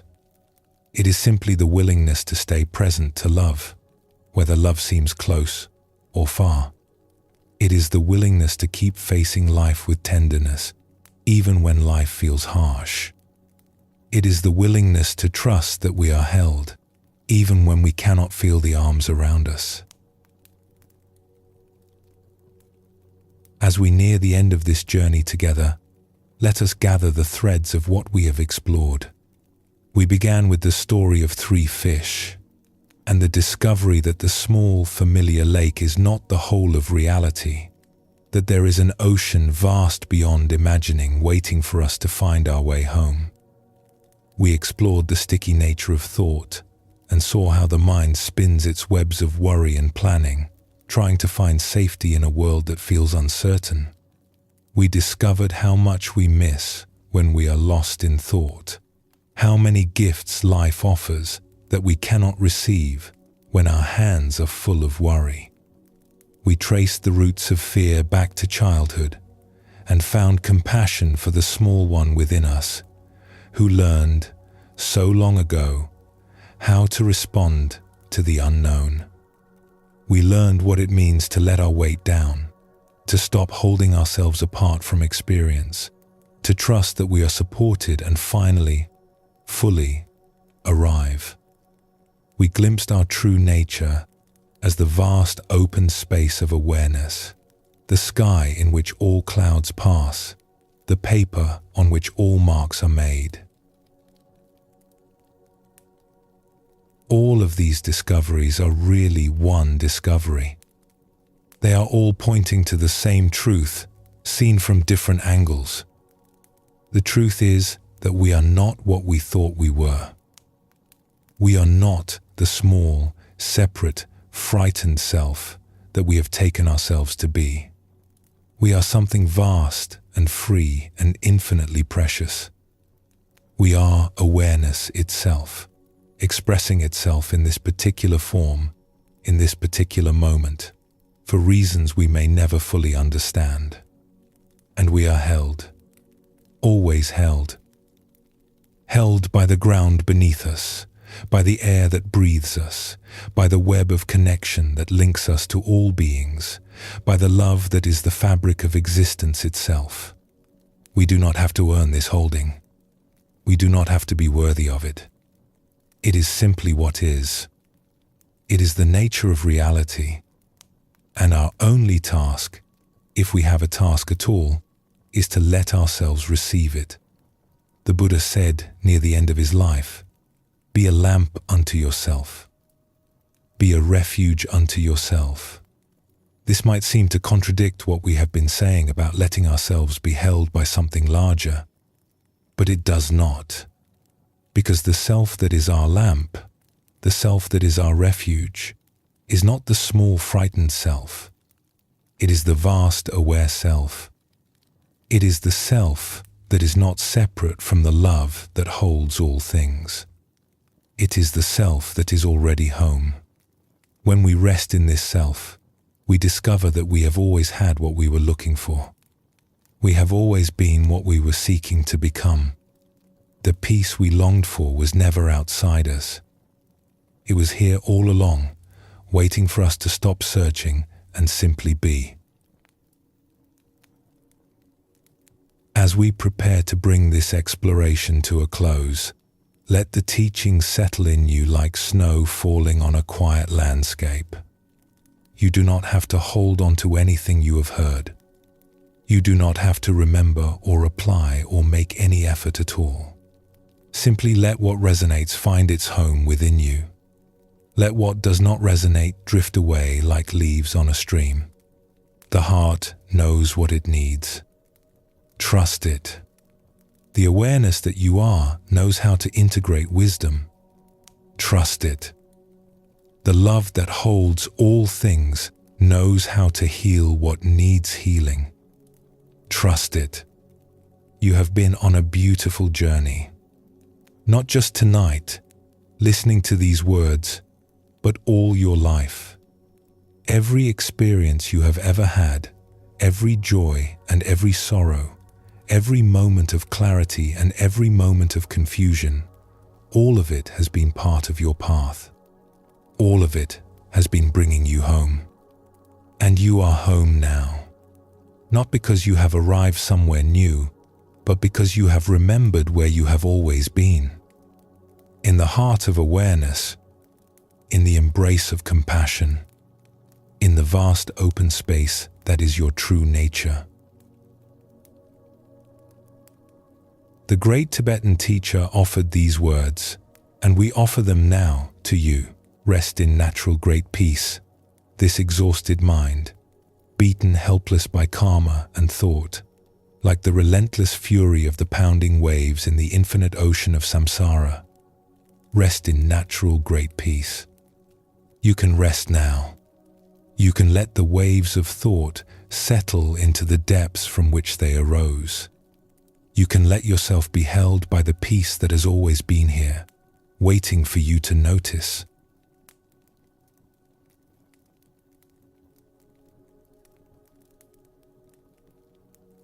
We have journeyed through profound territory together. We have touched the vast nature of awareness. We have discovered the heart's capacity to hold all things.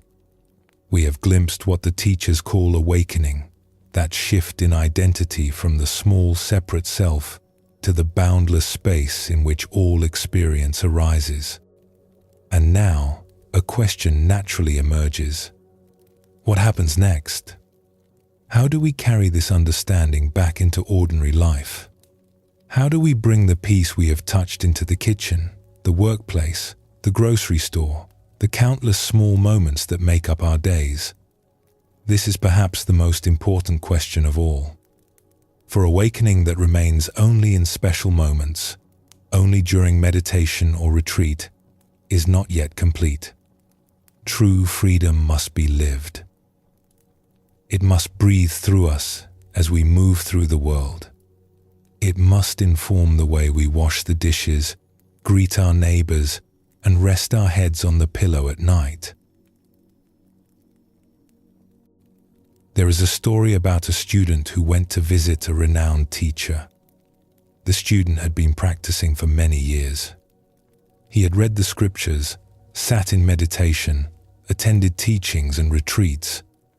He had glimpsed moments of great clarity and peace. But something was still missing. He felt that true awakening remained just out of reach, waiting for him in some future moment, some deeper practice, some final breakthrough. And so he traveled a great distance to meet this teacher, hoping to receive the transmission that would complete his understanding. When he arrived, he found the teacher in a small dwelling, doing the most ordinary things. Sweeping the floor, preparing a simple meal, folding cloth. The teacher greeted him warmly and invited him to sit. "I have come to learn the secret of enlightenment," the student said earnestly. "I have practiced for so long, and yet I feel I have not arrived. Please, teach me." The teacher smiled and continued stirring a pot of soup. "Have you eaten?" the teacher asked. "Yes," said the student, a little confused by the question. "I ate before I came." "Then you must be tired from your journey. Rest now.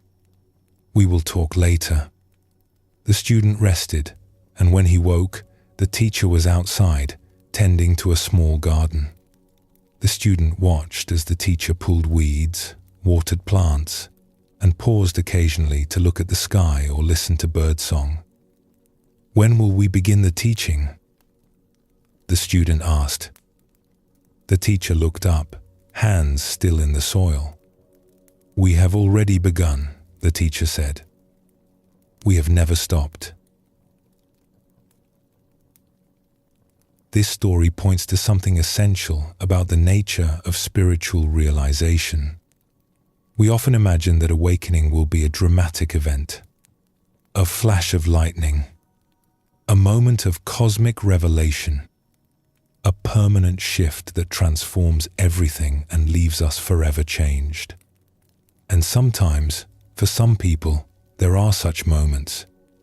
But more often, awakening is quiet. It is subtle. It seeps into us gradually, like water soaking into earth. And most importantly, it does not take us away from ordinary life. It brings us more fully into it. The teacher stirring soup was not distracted from enlightenment. The teacher was expressing enlightenment. The simple act of stirring, done with full presence and care, was itself the teaching. The weeding of the garden, the listening to birdsong, the warmth of welcoming a guest, all of this was the Dharma in action. The Zen tradition has a beautiful phrase for this: chop wood, carry water. It points to the fact that before enlightenment, we chop wood and carry water. After enlightenment, we chop wood and carry water. The activities do not change, but something in how we meet them transforms completely. What is it that transforms? It is not that we suddenly become perfect or that life becomes free of challenges. It is not that we float through our days in a state of perpetual bliss, untouched by difficulty or sorrow. What transforms is our relationship to experience. What changes is the way we hold what arises. Before, we were caught in our experiences. We were tossed about by thoughts and emotions, identified with every passing state, convinced that our happiness depended on circumstances being a certain way. After, we are the space in which experiences arise. We are the sky through which clouds pass. We are the ocean that holds all waves. The experiences still come, but we are no longer lost in them. We can feel joy without clinging to it. We can feel sorrow without being drowned by it. We can meet each moment freshly, without the heavy overlay of past conditioning and future worry. This is what the Buddha meant when he spoke of liberation. Not an escape from life, but a freedom within life. Not a rejection of experience, but a full embrace of it, held in the spacious awareness of our true nature. There is something profoundly sacred about ordinary moments. We tend to overlook them. We rush through our days, treating the mundane as something to get through so we can arrive at the important parts. We wash dishes while thinking about something else. We walk down the street without seeing the sky. We eat meals without tasting them, talk with friends without truly listening, move through our homes without noticing the light falling through windows. But every moment is the only moment. Every breath is the only breath. Every simple act, done with presence, is a doorway to the infinite. The great teacher Thich Nhat Hanh devoted much of his teaching to this understanding. He spoke of washing dishes as a form of meditation. He taught that when we wash a dish, we should just wash the dish, giving it our complete attention, feeling the warmth of the water, the smooth surface of the plate, the simple satisfaction of making something clean. While washing the dishes, he wrote, one should only be washing the dishes, which means that, while washing the dishes, one should be completely aware of the fact that one is washing the dishes. This might seem obvious. Of course, we know we are washing dishes when we wash dishes. But do we really? Or is the mind elsewhere, planning tomorrow, replaying yesterday, wishing we were doing something more interesting? When we truly wash dishes, when we are completely present to the act, something opens. The boundary between ourselves and the activity dissolves. There is no longer a separate self doing a task. There is only the flowing of water, the movement of hands, the simple arising of this moment in its fullness. This is meditation. This is presence. This is, in its own quiet way, enlightenment. The same is true for every activity. Walking can be a meditation. Eating can be a meditation. Listening to a friend can be a meditation. Even waiting in line, even sitting in traffic, even doing tasks we would rather not do, all of these can become doorways to presence if we meet them with awareness. There is a teaching that says we should treat every action as if it were our last. Not in a morbid way, but in the sense of giving it our full attention, our complete care.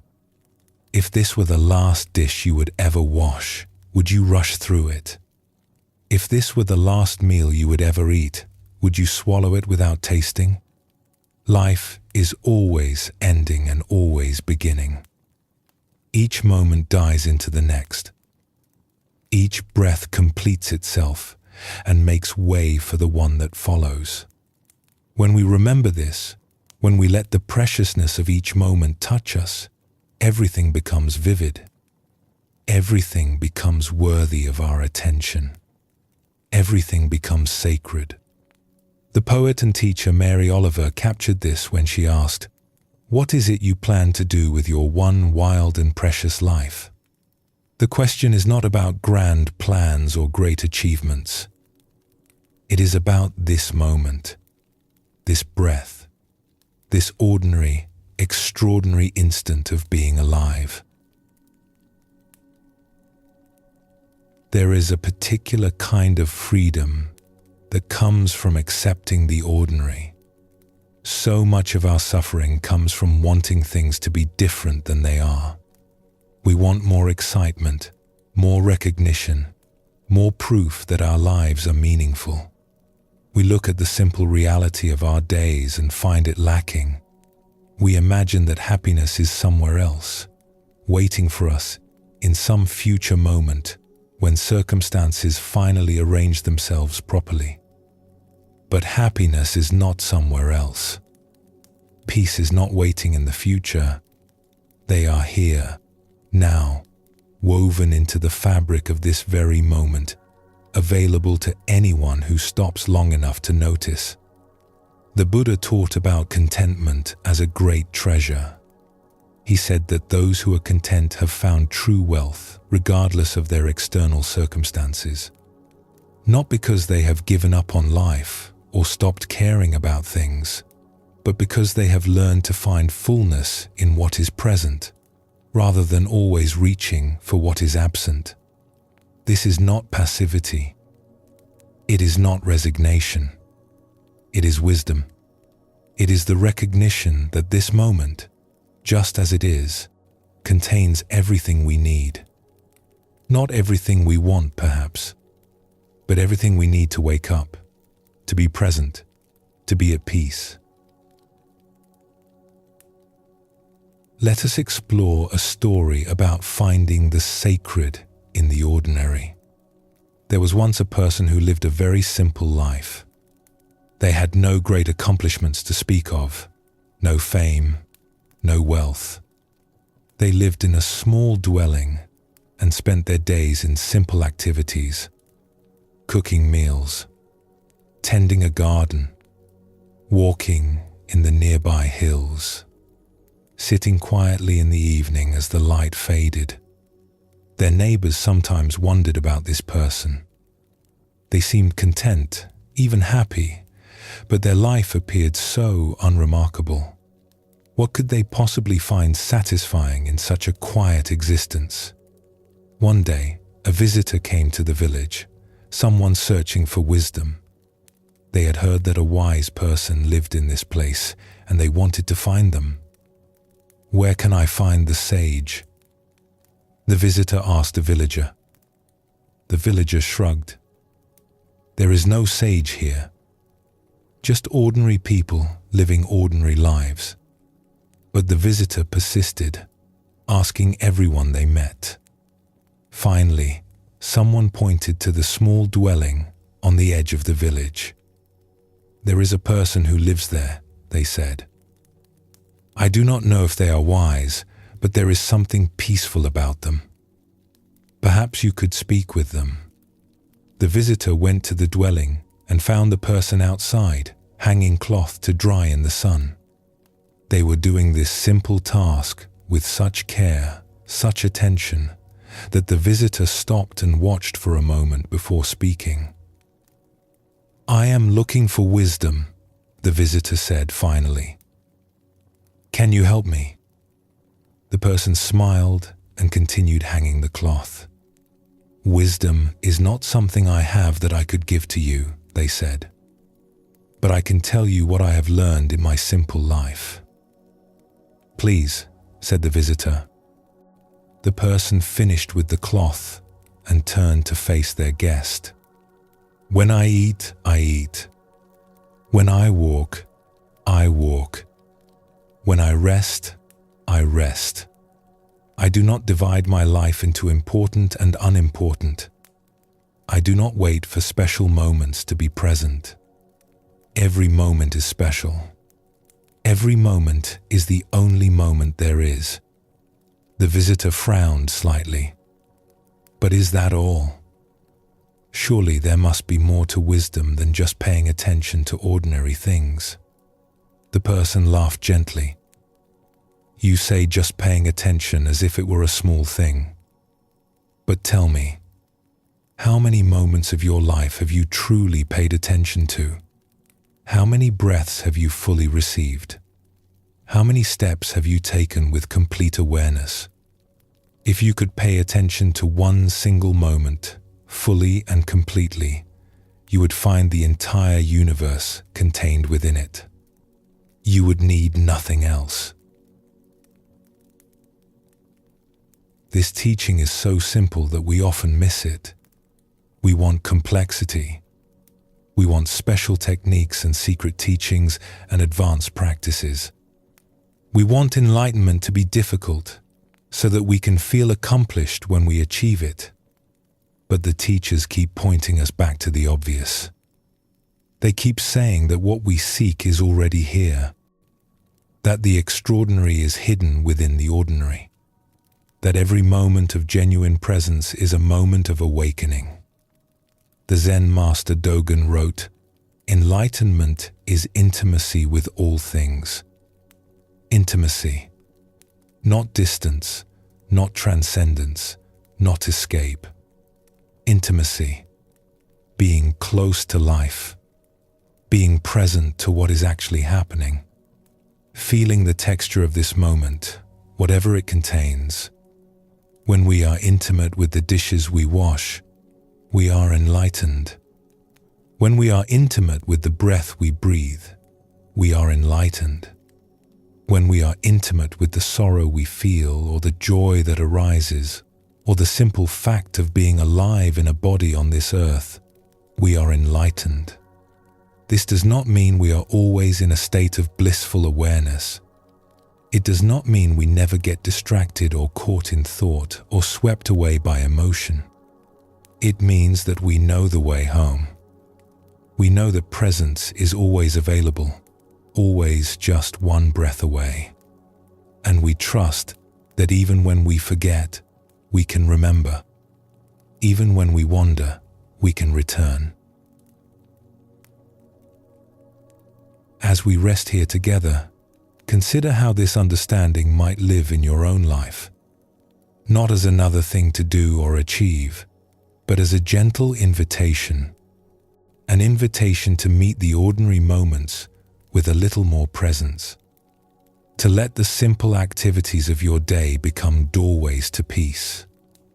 to discover the sacred hiding in plain sight, in the cup of tea, in the morning light, in the sound of rain, in the face of someone you love. You do not have to change anything about your life. You do not have to add special practices or carve out hours for meditation. You simply have to be where you are, doing what you are doing, with a little more awareness, a little more attention, a little more willingness to receive the gift of this moment. The Buddha was once asked to summarize his entire teaching in a single word. He said, "Awareness. That is all. That is everything. Awareness. Presence.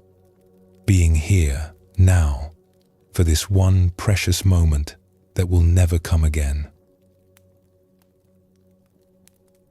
There is a kind of grace that comes from living this way. When we stop dividing life into ordinary and special, when we stop waiting for something better to happen, a great relaxation becomes possible.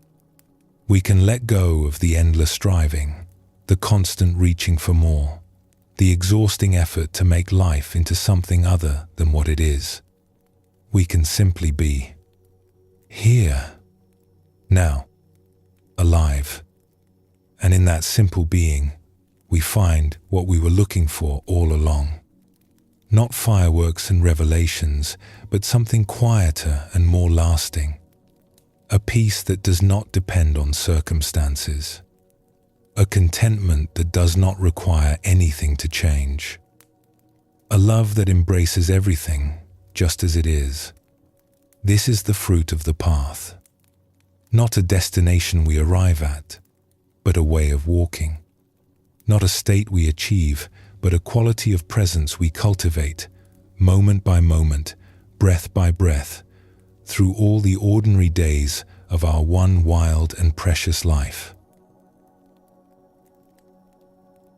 The teachers sometimes say that before awakening, mountains are mountains and rivers are rivers. During the process of awakening, mountains are no longer mountains and rivers are no longer rivers. Everything seems strange, unfamiliar, as the old way of seeing dissolves. But after awakening, mountains are mountains again and rivers are rivers. We return to the ordinary world. But now we see it with new eyes. Now we know that the ordinary was always sacred. The simple was always profound. The everyday was always the doorway to the infinite. Nothing has changed. Everything has changed. You are still you. You still have your life, your circumstances, your challenges and joys. But there is a spaciousness now.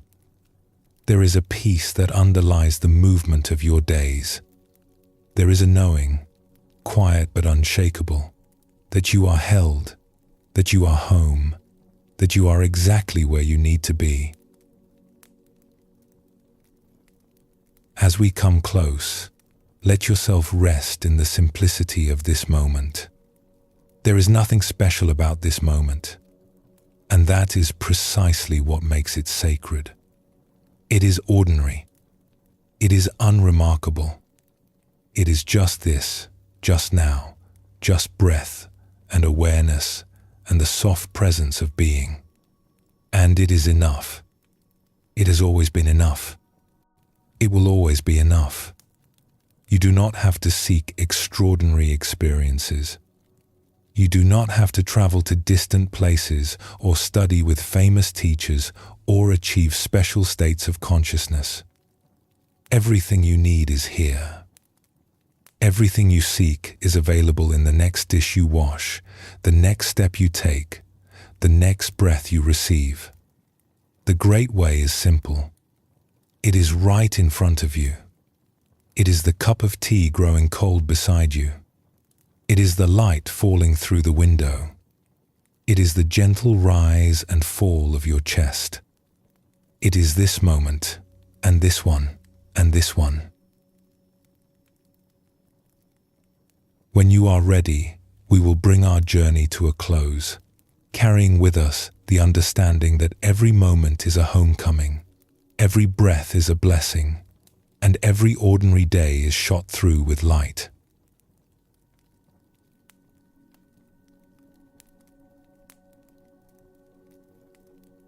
And so, dear listener, we come to the end of our journey together. We have traveled through ancient stories and timeless wisdom. We have explored the nature of thought and the roots of fear. We have discovered what it means to let our weight down, to recognize our vast, true nature, and to hold even the most tender places with compassion. We have found the sacred hiding within the ordinary, waiting for us in every simple moment. But in truth, nothing has been added to you tonight. You have not gained something you did not have before. You have simply been reminded of what was always here, the peace that lives beneath the noise, the awareness that holds all things, the wholeness that is your birthright, that can never be taken from you, that waits patiently for you to remember. The Tibetan teachers offer these words, and we offer them now as a blessing. Rest in natural great peace, this exhausted mind, beaten helpless by karma and neurotic thought, like the relentless fury of the pounding waves in the infinite ocean of samsara. Rest in natural great peace. You can return to this rest whenever you need it. These teachings will be here. The ocean will be here. The sky will be here. And you, the vast awareness in which all experience arises, you will be here too, unchanged by whatever passes through. Thank you for walking this path with us. Thank you for your willingness to listen, to rest, to remember. May you know peace. May you know freedom. May you know the quiet joy of being fully alive. Sleep well, and thank you for joining us here at Sleepy Monk.